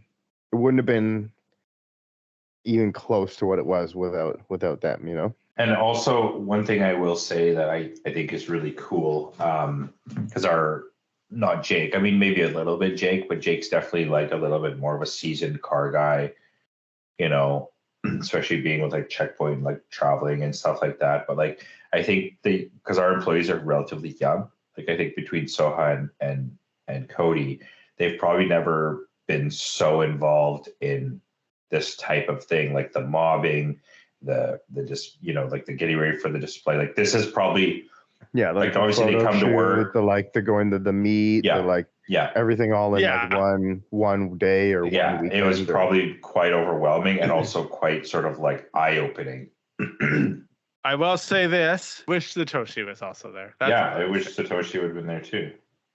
Because it was that would have been the cherry on top. I think is like to have all those dudes there. There weren't a lot of booths that encapsulated the aesthetic that like SerialNine is. It seems a little bit niche, but like I don't mean this to sound shitty about any other car show thing, but maybe it does. But like in a world of like wide bodies and Subarus and like new Supras and very expensive like over the top builds and you know all the things that come with like the show car scene, just to see SerialNine felt very unique and different. I did like this point, and I don't really know how to get around it, so I'm just going to say it. Kevin and I were walking around trying to find cars that he liked, which was a whole other story onto its own. But like the topic of how many anime stickers, like anime vendor stickers, existed came up. I don't remember who brought it up. Maybe it was me. We'll say for the sake of the argument, it was me. It wasn't Kevin. I'll take the heat on this one. There's a lot of like anime, you know, like anime sticker vendors there. And it's just like a funny, kind of like a funny subculture within an already subculture. Like noticing that like, oh man, there's like a ton of anime stuff here. And then in like the juxtaposition to like very specific niche, kind of like hardcore Toyota guy parts was crazy to see. But the point here is I do wonder, how is there space in a market for so many anime stickers? But also like it's interesting because I feel like maybe those core like WEKFEST dudes who have the crazy like ultra rare part, like e.g. Civic, like that dude doesn't give a shit about anime girl stickers, you know? No, I know.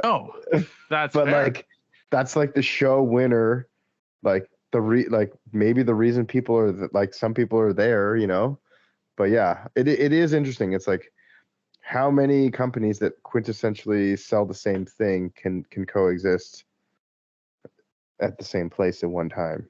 Never content stuff is great, and like the year before I was like, I'm gonna buy some never content stuff, and then I was like, that line is way too fucking long and we're filming. Our buddy Gordon was so excited to buy never content stuff. Yeah, wasn't there, bought it on the website at the show. Just as good. Austin doesn't even have to be there. But yeah, that's the thing. It's like Austin is the top of the pyramid, the king of the castle. Yeah, but he's not anime girl stuff, He's like, this shit's there's dope. Definitely but there's definitely like an element to that. It's like, half a Pikachu head. It's definitely not girl though.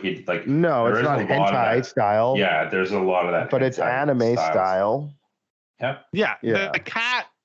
It's cat. Yeah, I think I think what you're thinking. Cat in a box hentai, with wheels. Hentai style. Yeah. So, and I was just like, it was wild, and I was like trying to figure that out. And is it like because the parallels between all the worlds are so close? It's like the overlap in the Venn diagram. If you love Japanese cars, you'll probably love this. Like, well, I think is that a younger generation? And I agree with it. Where it's just like there's a huge percentage of the JDM car community that it's just maybe likes it because it's a Japanese thing, and it's like part of like right. Yo, Japan is cool, and I want to be as Japanese as I can be.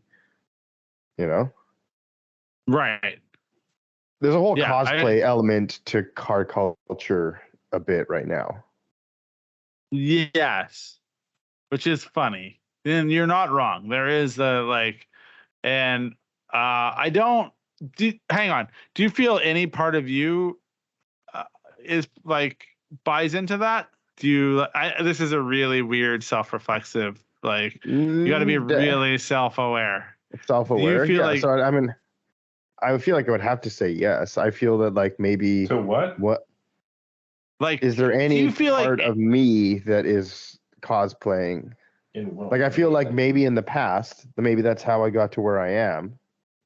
I was trying to emulate the people I saw in the video option magazines, But maybe now I've emulated them enough, and like now I put my own twist on it, and I have my own creation, perhaps now. But like, I do think that like cars. Or I think anything. Okay, look. Like having the Haraguchi hair, or you know what I mean, or yeah. I mean, the hair was definitely something. I just always had fucked up hair though, but I thought Haraguchi's hair was really cool, so I did. Yeah, no, I wasn't trying to call you out or anything, but okay. I would say the only reason that I'm like your coveralls. Do you feel like your coveralls are all like? Yeah, I'm not accusing you. I just wanted the biggest coveralls I could get, so I tried to make. And fuck, I don't want. But yeah, this isn't. I'm not also trying. I'm gonna say some things, and listen. Obviously, Kevin, not trying to shit on you because we're very great friends. But now I'm thinking about it, and it's but there is the different types of car people.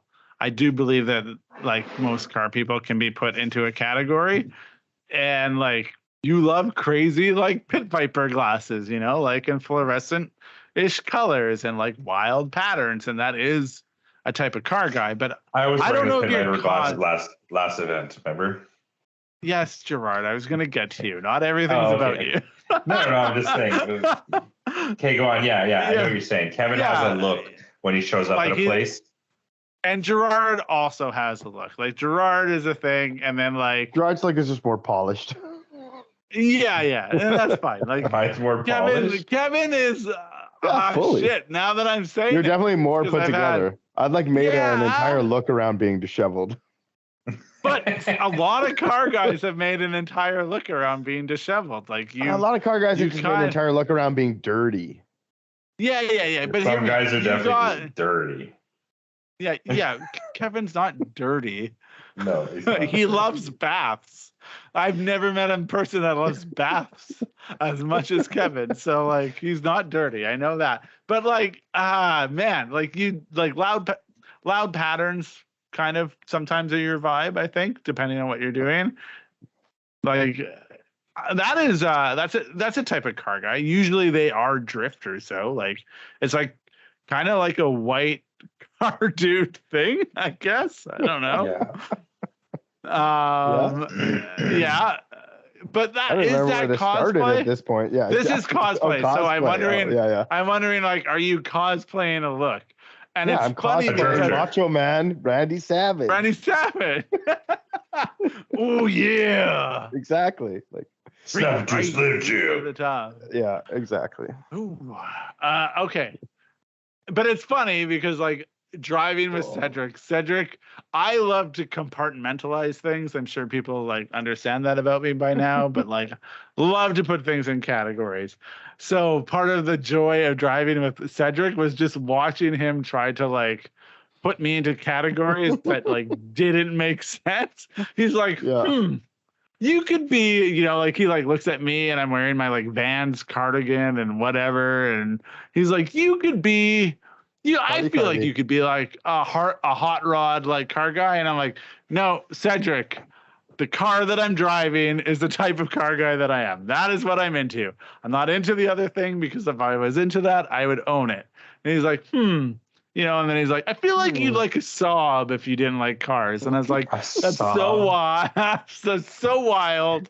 Where did you get that? Like, yeah, like I feel like you have to like Saabs to own it. And like watching Cedric try to put me into categories, I do know that there's a category of car guy that is me. And I'm probably, when I wear Moon Eyes, trying to buy into another category.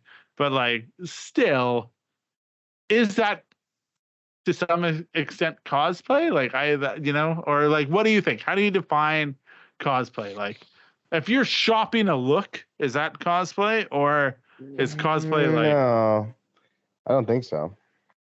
But yeah, now so maybe now you're making me like backpedal on my whole statement about like, because yeah, maybe they're just tourists and they are shopping a look, as you say. You know what I mean? Maybe they're not cosplaying, but maybe that's the term that I use for people shopping a look who aren't the people, you know? And then also, like maybe I'm also just being like a hater because I'm like, well, you know, like if you don't know about engines and suspension and brakes and how to do it yourself and like, you know, like livery and like all like every single aspect to like every single car, then like you're just a tourist. But it's like, well, that's not true either. Just because like people aren't just like ridiculous as you doesn't make them like not into it. I don't know as much about cars as you do, like the mechanics of cars and the am I a tourist? Maybe. I'm sure there's tons of dudes who call themselves car guys who don't know about like the mechanics of cars. But they could like tell you all the specs of all. No. I'm not trying to specify you, but I'm just like, you know, like I'm sure someone who could tell you all the specs of all these cars and like really loves cars, but doesn't know about the mechanics of them, would still call themselves a car person. Right. But yeah, to me, I'm of that. Like, I feel like the era in which I was brought up in the drifting community which I was brought up was like, you have to do everything yourself. You know what I mean? Because nobody else is going to do it for you, because you can't afford to pay someone who knows what they're doing to do it. So it's like, you have to learn how to do everything. You got to like bust your own tires, like build your own fucking exhaust, like install your own coilovers, like do everything your fucking self. Learn how to drive yourself. You know, you know what I mean? Like book the hotel yourself, find the event yourself, do all the logistics yourself. And it's like, if you're not doing everything for yourself, then you're not. Then you're a cosplayer. That's not a true statement. So like, that's a I'm just booming out here, you know. That's a very like, I'd say very prairie thing, if I'm being honest. Like, in the prairies, it's like gotta be, because like when I moved here, I was like, oh shit, there's just like everything's a phone call away, you know. Like, where the fuck would I take an Aristo in Regina, Saskatchewan to get the fenders rolled or shaved? Like, who's even going to know how to do that? Oh, but it just so happens you live in the same city now as Gerard, and Gerard can do it. You know, like, just so happens that you live in the same city that, like, with two dudes that have, like, an immense knowledge of Toyota suspension. Yeah, those things. Like, that did not exist. Like, that's not, like, I used to have to try to work on cars, one, because, like, that's what you had to do to save money. And I would do it. I just fucking hated it. 20 years ago, like, that's the thing right now. It's like, okay, like, I know where I could get, like, good, cheap fiberglass work done. I know where I could get, like, an amazing quality turbo. I know someone who could, like, weld and, like, do this. Like, but, like, that's 20 years later. It's like, maybe there was just, you don't know that stuff when you're young, or you're not really in the scene, or whatever it is, too, right? You know? Right. But, yeah, it's like there's that video I've been sent from people that listen to the podcast of, like, the dude from Saskatchewan who's on the side of the road in Ontario, like, doing the engine swap. And it was, with the TT, and it was like, this guy's from Saskatchewan because, you know, he went through all this trouble to not call a tow truck. And I was like, yep, that's exactly it. Like, that's it. No, never call a tow truck. You get to a garage where you can fix it yourself. Which is actually what we did this weekend. That's like farmer mentality, you know? Yeah. Got Cody to a garage where he could fix it himself. Thank you, Zach Dunn. Yeah, okay. So anyway, it is interesting to be in the car culture, especially because of there's like we said, it's like, how many of those things can exist? And I guess it's like, realistically, the answer is as much as the market will hold, I suppose, is like the actual answer to that question. Like it's going to sort itself out. Exactly. It's self-regulating.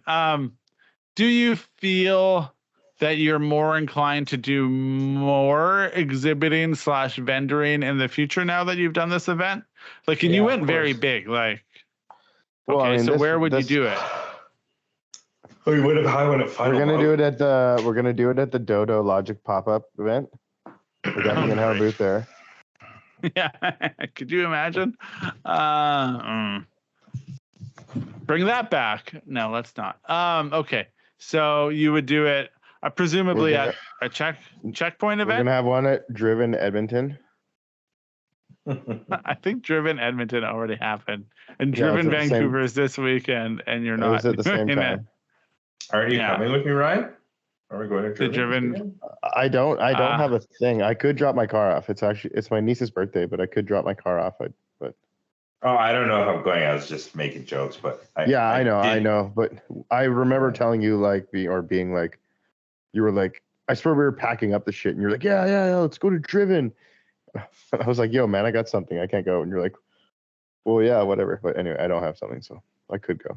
I don't know. June's got a play, but maybe I'll go after and check it out. I'll see if she wants to go. I don't know. We'll see. I feel like I should go.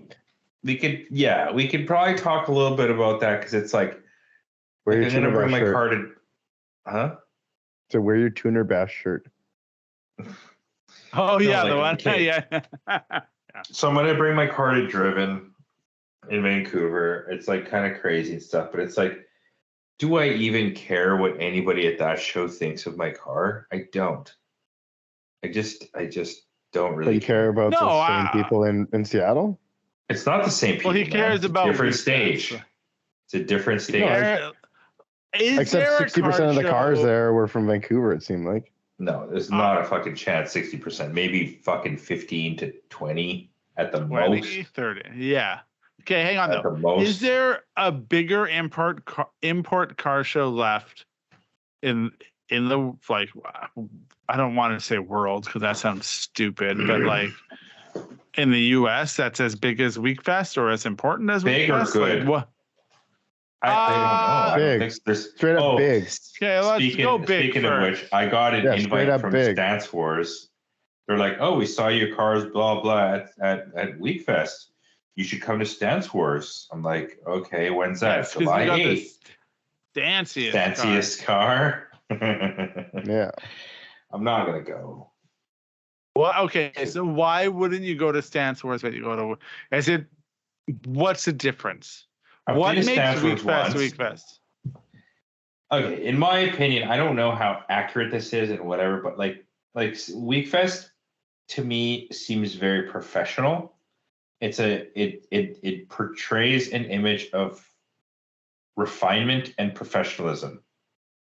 Yeah. Whether it's actually like that, I don't know, but that's what the shows and the image and the what's the word, the way they run it, the people that run it. Like I know, we know a couple of the people that do run it. We know what they do besides running that show, and there's some high level dudes like Joey from the Chronicles. He's like working with fucking Advan, like and like doing collaborations with like, that's some high level shit. Those are some high functioning car people. It's not like, I don't know who runs Stance Wars. You know what I mean? And like Mike runs Stance Wars. Okay, but they're a newer show. I don't think they've been around as long, and they don't have an international showing. Like there's WEKFEST Japan is a fucking thing. It's a huge thing, right?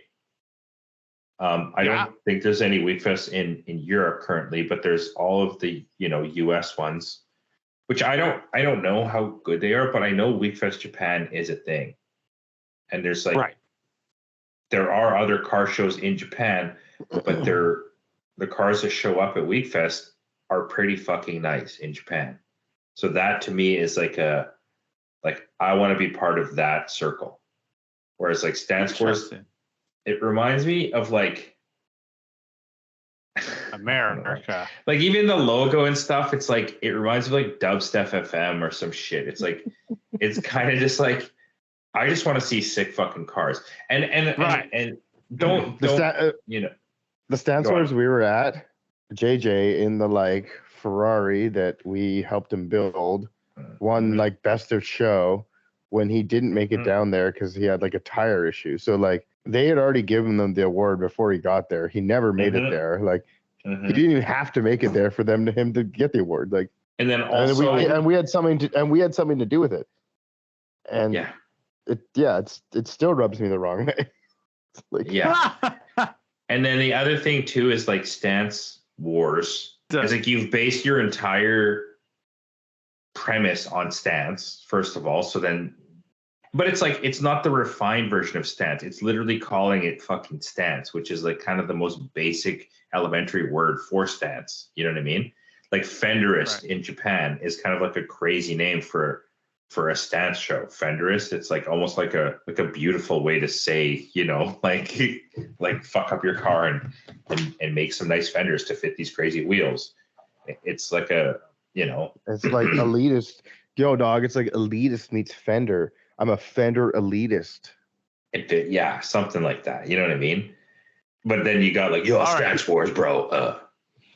I will say this. Let's talk some more shit. Because we've been shitting on a thing for Let's talk some more shit. And like, it'll just so happen that like someone involved in Stance Wars listens to this podcast, and then we have to fucking throw down. No, I'm never gonna win another Stance Wars now because of you, buddy. Yeah, well, it's predetermined, Kevin. And so who's Mike? Right. No. Can you explain? Mike hang on. Let me. I'm Mike like Tilapia. Googling it like that. Do you know him though? Close to that. Yeah, I've talked to him on the phone. Because he wants you to run the show. He wants to give you a job. Nobody wants to hire me for anything. Is that your new $120,000 a year job? Could you imagine? Are you working for Stance Wars? Are you the creative director of Stance Wars? I don't think anyone would let me be a creative director of anything, which is you're the creative director of SerialNine, so. No, I'm not. Can I just say the last thing though? What the actual thing of why Stance Wars? Fine. See, it seems like a bunch of kids with Stance out cars, like swinging their fucking dicks. Like that's the. It seems like a very. You love dick swinging. I don't understand. You would hate Stance Wars, and then you'd win, and then you'd be like, "Yeah, it's not so bad. They really refined the show." Anyway, I feel like the most Stance would win, not the best Stance, but the most Stance. Who else do you know that works for WEKFEST? You know Joey. Who else do you know? That John guy. What John guy? Which Will? Who's Will? I mean, The Will's the guy I've been emailing with the whole time. The guy that we talked to first is Yeah. John. Okay, Yeah, and that's the guy with the GS? And he's not Joey, obviously? Yeah. No, yeah. Joey's the bald, like, Yeah. weird. Wearing the Joey, essential shirt, taking the picture of only Gerard's car when we rolled in. Okay. Is that what he did? Yeah, no, like, look, I can spot a legit media dude from a mile away. Don't worry. That's what I'm here for. Doesn't matter. He's a big deal. I get it. But I will say this. I had a contributor once write an article about Stance Wars, and then I wanted to fact check what he was saying because I didn't believe him or something. So I messaged Mike, and Mike actually was like, yo, he knew what Dota Logic was, and he's like, I'll just call you and we can talk about it. And he like actually called me and walked me through the entire process. So I do still think they care about the thing. I'm not saying your points are invalid because like I've only been to one Stance Wars, and at the time when I went, being like just a kid from Saskatchewan and seeing that at the time, like like a fucking like full blown car show in a parkade was pretty impressive. So from my point of view, I do understand what you're saying. All the points that you're saying make some sense, but maybe there's room for everyone. Maybe there isn't. I don't know. I think the venue is cool though, isn't it? That park, like if it is that same parkade that we were in before, like I think that's a cool ass venue. But and also it's cool. Like you don't get into the show, you can get like premier parking. Like there's like as a business, that's pretty cool. I don't know if any car show is run like WEKFEST because like WEKFEST is Gerard, to your point, the most professional thing I've ever been around in that realm, where it's like you come in, there's a staging area where you like pull your car into a separate room and get all your shit, and then you're directed into like like there was essentially two staging areas before you hit the main like the show. Like you're waiting on the ramp, and then you're in the room, and then you're moved into the room, and it's like, oh shit. Now, last year was maybe a bit smoother than this year, but it got. But we were there, out. like we were there. We were like there was one other exhibiting crew in front of us, but we were like, I was the first of our crew. I was like the fifth vehicle in line. Like we were there right when it opened. Like they were scrambling. They had no clue what was going on. I'm sure if we were 20 people behind where we were, it would have been like bang, bang, bang, bang, bang, like also it was more the convention center, not like WEKFEST, if you will. WEKFEST, but WEKFEST. Gerard, tell me your reaction when I drove up that driveway. Like when we were going to pull over to like fix Cody's oil or something? No, when it was like, all right, well, Gordon and I are going to go pick up the pallet. And I had to do a U-turn, so I just like drove up that driveway. Oh my god! I was like, "What in the fuck is this guy doing?" Not only that, it's like the owner's right there, and you fire up the car, and you're like being so like rah, rah, rah, rah, and then drive up the driveway like all aggressive and turn around. I was just like my jaw was on the floor. Like, what the fuck is this guy doing? Trying to get us kicked out? Fuck! Why'd you do that, Kevin? I don't know. Like the car's, got a welded diff and like a triple plate clutch, and you have to drive it a little bit aggressively in the very beginning. Maybe you'll teach me how to drive, and I'll give you lessons on self-control. You fucking weirdo. Yeah. Now there we go. Now we're talking. Oh man. At least we can trade off. Yeah. The best part about the whole weekend was watching Ryan do his karate fucking moves in the kitchen. You son of a bitch. What? I missed that. He wasn't putting a lot of effort into it though. He was just kind of like going through the like steps, like this move. Yeah, if I ever want to get my green belt, I gotta do that. Yeah. Gotta do my kata. No, I'm stoked. Pinan Shodan. Here we go. All right. What were we talking about? Car shows. Okay, I will say, I don't think there's any show left that is of the caliber of WEKFEST. That's not true. In my mind, what is left? You mean in North America or the world? let's start with North America. Okay, then you're probably right. Not that I know of, anyways. I Okay, mean, the like world- for our Which international type car of shows car. have you been to that you're like, yo, I haven't been to Yeah. any, but if you look at like Ultrace and all those other ones in Poland and Europe and stuff, they're fucking crazy, dude. Oh, you just want to talk about BMWs and we're not doing that. Stop right I just now. wants to, Gerard, no. So WEKFEST to me does maybe feel a little bit more like a Honda show. Maybe I'm wrong. I don't know. I mean, at least in the BMW. But we can change that to make it a JDM. No, Toyota show. well, but the Chronicles is very like Honda it also heavy. feels like that, like BC or whatever is doing that part. Like, feels like every car from Car BC that and came Alberta there. was right-hand drive. You know. Yes. Yeah. Yes, we represent Except for all of Marcus. Very much on vibe. I was going to say next to WEKFEST, the only thing that I think would, in my world, and I'm probably very wrong, but because it's me, I would have always wanted to be part of like a Fat Lace type show. You know, like I don't know, Hell of Do they have shows anymore? Weren't those No. not Stance Nation? No. They don't even have Stance Nation anymore, do they? No, I went to Well, a Fat Lace show. I think I got an award at a Fat Lace show. Yeah, it would have been was the show? outside of a Formula D event, probably. It was at Seattle with the Celsior, yeah. Yeah, and then they like changed them. There was, but yeah, and like that would have been the only other.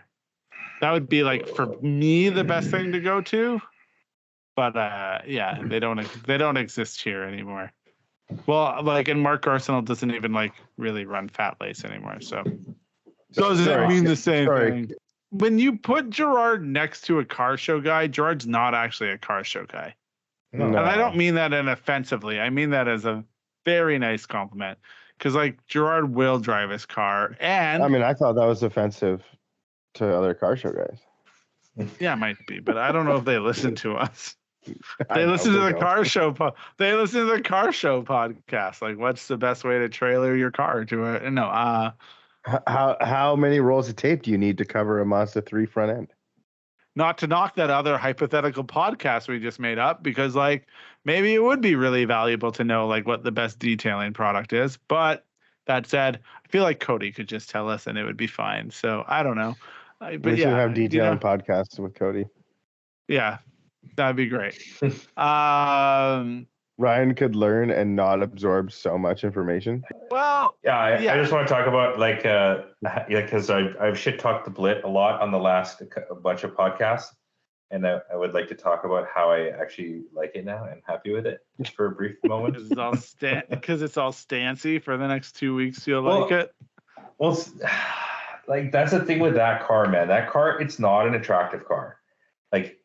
Like out of the box, like stock, it is fucking weird looking. It's tall. It's kind of dumpy looking. It's sort of stupid. It just has coolness factor, which only comes out, you know, maybe it's like a fucking weird cut of steak where like you cook it a certain way and you season it right. It's actually very delicious. But like for the most part, it's kind of like some average shitty part of the fucking cow that nobody really eats. You know what I mean? It's no filet mignon, you know? So it's a brisket. Okay. Yeah, maybe it's a brisket, you know, and maybe I fucking love brisket. Yeah, but you got to roast brisket for like 13 hours for it to be good. Yeah, I roasted it, you know. Because it's like literally like the toughest part of the cow. Like, Oh. Yeah, whatever. I did it. Now I did it right, and I feel like how it looks now is very, very satisfying to me. Like the exhaust, the wheels. Like I wanted it to look more like quote unquote gangster. And I fucking think that I succeeded, because before in the last iteration, a lot of compromises were made to be like, let's quote unquote streetable. I wanted to drive it on the street all the time, which I did. And so now I was kind of like, yeah, I'm done with that. Like now I want to make the car that I wanted to make in the first fucking place. And so I did. And I'm just like super stoked on it. It actually drives really nice. It looks fucking sick. Every time I get out of it, I like, you know, can't stop looking at it. I'm just like some fucking dumb kid, like staring at his own dick. You know what I mean? Like, And it drives pretty nice. Honestly, like, I don't know what the fuck I did to the steering, but it's like way better. Like, oh, so the other thing too, Kevin. I'm glad like, you can reproduce it. I don't know what I did. Pretty large amount of caster adjustment on our fucking uppers, eh? I don't know if like it just flexes the arm to like take up the slack, but it definitely can give you degrees of caster, like degrees. What you mean, adjusting them counter to the instructions? Yeah, it definitely like there's at least 2 or 3 turns before it like feels like it's gonna bind. Yeah, it's definitely. But you also have different bushings than everybody else too. You have the I do additional caster bushing that I don't have. I do. But I remember I put it in and I was like, it made fucking no difference whatsoever. So maybe with that in conjunction with me. Well, honestly, like caster, the front lower makes it like that front lower control arm was like the best thing I ever did to that car. I feel like I know, and that's why I wanted to put it. It felt like it made more of a difference. It felt like that made more of a difference than the actual knuckle. Yeah, exactly. And so now the car self-centers. The car, like, even with fucking, I don't know what the, because I had the knuckle degrees. before having that front lower, and like it did not drive or self-center nearly as nice. Yeah, like I definitely think the steering is still much too light, but I mean, I feel like that's a Toyota maybe, but like it definitely feels better to steer. It's like enjoyable. Yeah.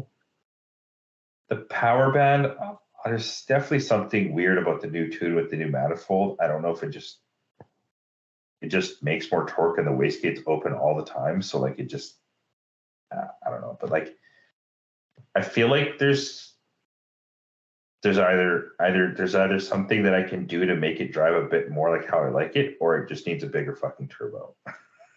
Because like if it can't rip the tires off in first gear and like into second, I don't want any part of it. It's kind of like what the fuck are you putting? You've all this already started hating, like being disapproving of the thing that you just said you liked again. You've already. Like it's a fucking Jay-Z though. You know what I mean? It's a Jay-Z. All that. Turn your brain off. All that power is finish the other car. Yeah. I got 2 more things I want to ask before I just go live in the BMW world. Just stop fucking with all your cars. Yeah, I got. Wait, no, we're getting through this without talking about BMW. I gotta go fucking fix a headlight. Get really into stand-up paddleboarding or something. Get a new hobby. Oh, getting into wingboarding, wing foiling, boy. Okay, hang on. I got 2 more questions. While we're on it, Gerard, you have to drift in like 2 weeks. What car are you using to drift? I am using a non-existent car. Okay. Gerard is going to drift his way into a hammock and sleep for the whole weekend. Okay, great. It's really looking like I'm actually not going. So why? Because I actually had a discussion. I had a discussion with my wife, and she's like, "If you're not drifting, I don't want to go." And I was like, "I mean, I'm not totally opposed to that because I don't exactly. I mean, I want to see my friends and all that shit, but I don't know if I want to go and just like sit around and not drift. I don't have anything to drive, man. I can fucking drive that shitty Aristo. That's about it. Which honestly, is probably pretty. We can't put that car together in time. It's like it needs a fuel system, it needs intercooler piping, it needs exhaust, it needs the wiring. The motor hasn't run in like 4 years. Like it doesn't, like it needs some sort of fenders in order to have wheels that handle the horsepower. And the other all of that in 2 weeks, it's just too much. And honestly, a lot of the like it was already like the last 2 weeks and a half weeks were a scramble, Underlying factors that are more important than that is that the company doesn't really gain anything from me drifting in Penticton. And in order to finish the car, the company would have to sacrifice 2 weeks of my time to finish this car that's not really giving. I mean, of course, there's going to be some content created, but like, it's probably like another like 10K. Yeah. To get it done in 2 weeks. There's going to be money involved, and then there's also the weekend money, which, I mean, I think Kevin's going regardless, but then Kevin can stay at his cousin's place for free, and I don't really give a shit. I just want to drive. Like, honestly, I just want to drive. I don't really give a fuck what I drive. If it's cool I just know you though, and you're gonna get up there with the Aristo and just be fucking so mad because it's no, that's auto and it doesn't respond and like has worn out. But I mean, I'll deal with it, dude. It's either I fucking drive that or I don't drive anything. So it's like I'd be happy to drive. Like, it's a 2J. It does burn out, so we can just put some fucking shit tires on it. I did tell Wyatt today that you like said no, and then asked Cap D if he could drive. But okay, I'm sure if you come back, it's not a problem either. Yeah. Yes. I mean, there is a part of me that's kind of just like, man, you shouldn't do this. Like, you shouldn't go. Like, there's part of me that's like, be responsible and like. So, what was your favorite part about WEKFEST? Or favorite thing that happened? My favorite part was that I feel like I haven't really done that sort of thing with Gerard in a long time. Yeah, it's been a long time since Kevin and I have done that. Yeah, like the last WEKFEST, Gerard wasn't at. I've been to tons of drift events. I've gone on Drift Week. Gerard was never there for any of it. And it feels like Gerard and I haven't. We did the last dance at Western. The last. Yeah, that was sort of. I feel like it wasn't quite. But even that one felt like the first sort of one in a while. And like that's been a year since that one, so. Yeah, it's kind of like we used to literally do this like every couple of weekends to go to like Evergreen or to go to fucking PGP. We'd be like, you get all the cars together, and then we just mob down to USA or whatever. Yeah. That sounded funny, but down to wherever it was, Monroe and shit, and like it was like a vibe, it's rolling these two crazy Cressidas, and there's always some sort of adventure. Yeah, it felt very like nostalgic, but in a new way with new people and new friends, and it was awesome.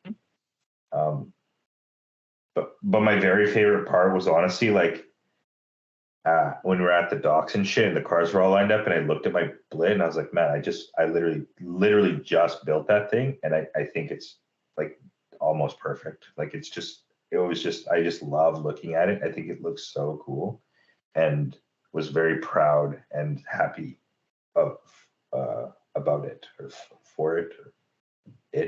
Yeah, I think my favorite part was when I was stuck on the I-5 and I had ran out of gas, and I was standing outside my car because I didn't want to sit in it in case it got rear-ended on the highway. So I was standing on the other side of the guardrail, but the guardrail only had like 1.5 feet before it dropped off into the forest. And so I kept walking back and forth on that 1.5 foot part. And I was like walking, and my toe would get caught in the blackberry brambles, and it would like pull up, and it would like cut my shin. And I was looking at my car, and I was like, yo, I love my car right now. This is like, I'm just so happy that like my car is the way it is right now. Yeah, that's my best part. Oh, you mean like how it ran out of gas and it doesn't run, or you're like you actually love it? Exactly. Oh, no, okay. Like the sarcastic one, the first one. Okay. Yeah. Like where he almost fell into a ravine or whatever. Right. And my leg is still scratched up from those blackberry brambles. Yeah. Yeah, that's a good one. Yeah. My favorite part. Okay, great. Great. All right. Well, that's good. So a non-real answer and okay, perfect. Well, how about you, Ryan? What was your favorite part? Listen, I always enjoy when we yelled at him for his shitty driving. Yeah, no, I don't. I'm fucking used to that. I spent fucking 24 hours in a car with both of you in the Prius. Oh yeah. I'm fine with the that. Best video ever. I was gonna say a nice thing, but now fuck both of you. That's my favorite part. When I said fuck both of you, no. I always like traveling with both of you. It's a lot of fun and doing the things, and that's great. Honestly, being able to go out and do car stuff is great. That's kind of a cop-out answer. What is a fun thing that happened? Favorite part? Honestly, what was like very wholesome and fun was like that kid that made the videos of mine and Kevin's car. Yeah, that don't was know really why. Cool. Like that's cool. Pretty fucking dope. Like I watched him do it, and I was like, "Oh, that kid's like you don't, like you do a thing." Maybe even younger. Yeah, like 10. Like Like, I watched a kid go over my car with a phone, and I was like, yo, that's like pretty rad. Like, that's the type of shit that people like meme about. And so for people that don't know, there's a video out there of a kid who has like Give the YouTube name so people can watch. Yeah. I'm gonna go see if I can find it. That has Anyways, he went off on your car and Kevin's car. He's like, if you don't know, this is a Jeep, this is the Aristo, which is the Japanese. His name was like Chun Chun. Yeah. Like, Do you have Jun or Jun Jun? Do you have it, Kevin, or no? Or here, I can find it. I can find it real quick. He's got it. It's Hun, Hun, loves LUVS cars. That's his. Hun loves cars. Hun loves cars. Yeah. It's one of those things that were like people like meme about, and then you'd like never really think about it. But it's like, that shit where they're like somewhere there's a kid like looking at your car or looking at you at a car show. Like, so set an example. And that was like probably the first time I've ever had that. And then just to have like the kid know that much about the car is like, you know what? The future ain't so bad. For sure. It's cool, man. It's really cool. So I think that was overall my probably I'll hold on to that. But overall, the weekend was great. It was, though, like actually mildly more stressful than other things that we've done recently in the last few months, but that's fine. It was still fun. Anyway, will you do WEKFEST next year? Will you change anything on your car? What do you think? Probably Gerard, Kevin, no. 100% I will. Yeah, I won't. Okay. I'm definitely not changing anything on my car. Yeah, ever again. Fuck that bullshit. No. Too much work. Time capsule. If I'm going to WEKFEST next year, I'm not going with the same car.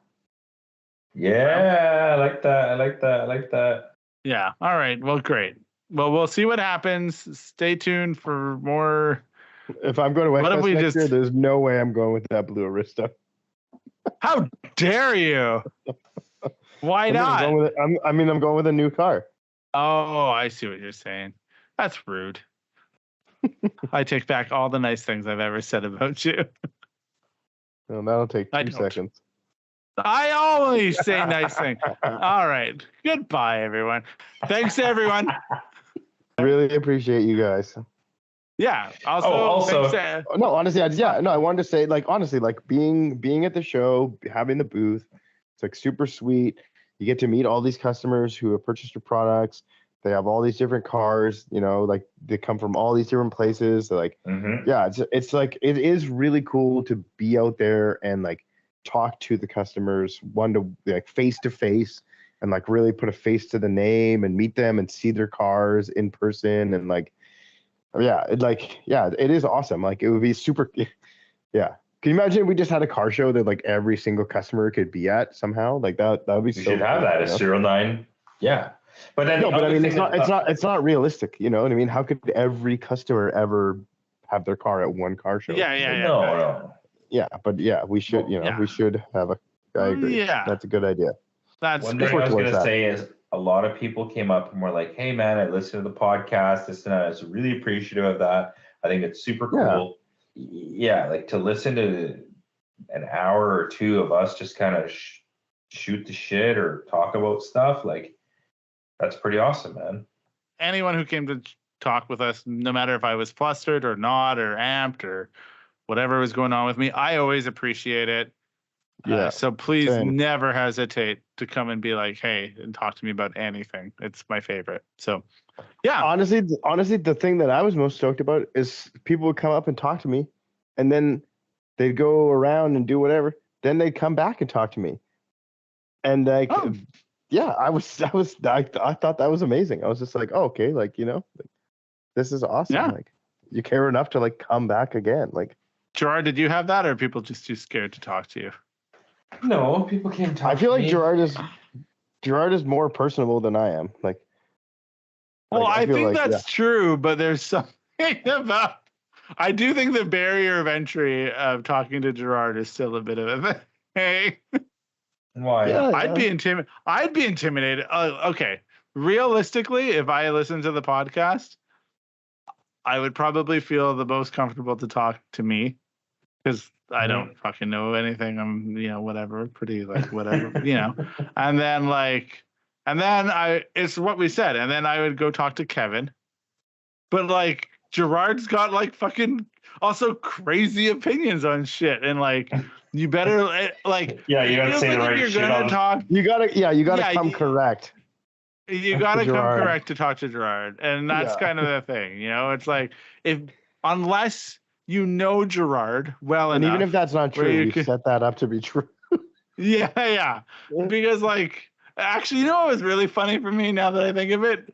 Cody was like, "How long have you known Gerard?" And I was like, I don't know, probably like 5 or 6 years. He's like, it feels like you've known him way longer. It does. I feel like I've known you like 12 years. Like, yeah, because we talk so much. But then I get it because like I said, like I don't actually know if there's a lot of people that say whatever they want to Gerard. Like there's probably like a handful of people. Okay, and honestly, I'm like, can I say something funny about that? It was like I remember when I met Danny for the first time, and I was just like, "Yo, this is the first person I've ever met who will like." Talk back or talk shit to Gerard. I've never seen because everyone always had this like reverence for Gerard and like Gerard knows everything and can do no wrong. But it's like Danny has just known him forever that it was just sort of just like, yeah, like whatever, buddy. Yeah, because Danny's kind of my little brother. So yeah, exactly. Oh yeah, no, I know that Gerard knows a lot about a lot of things. I just try to direct the conversation to the things that he doesn't know anything about, like movies. But that was really funny to me. And also because like I'm sitting there and I'm like calling you Jerry for no fucking reason.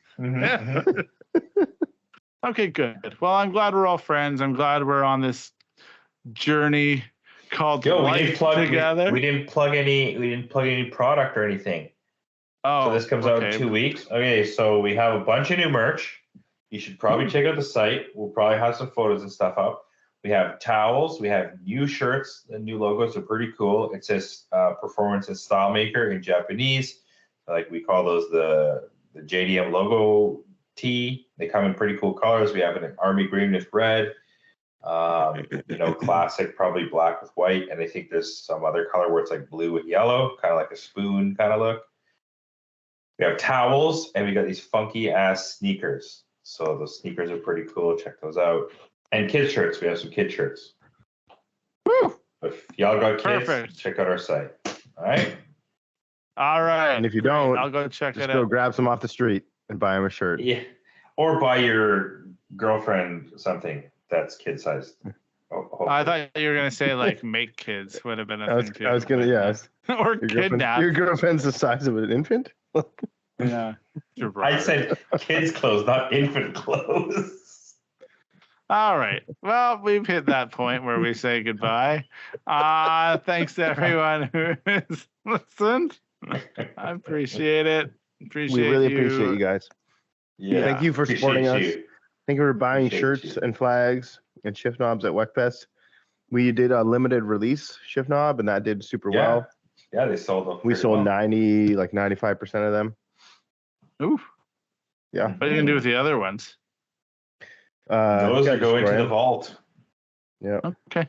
Those will probably go into the mystery packages of 2023. Mystery box. Oh shit! What word? Yeah. Okay. Well, I could probably talk to you guys for another long time, but we won't. It's time for us to go. The time has come. The sun's getting real low. It's time to shut her down. The sun is real low. Yeah. It's so low that it's coming back up. That's right. That's the witching hour. Okay, good night. Goodbye, everyone. Good night. Thanks for listening. Okay, bye. Sweet mornings. May all your dreams come true. Okay, bye. Thanks for listening to Serial Podcast 9.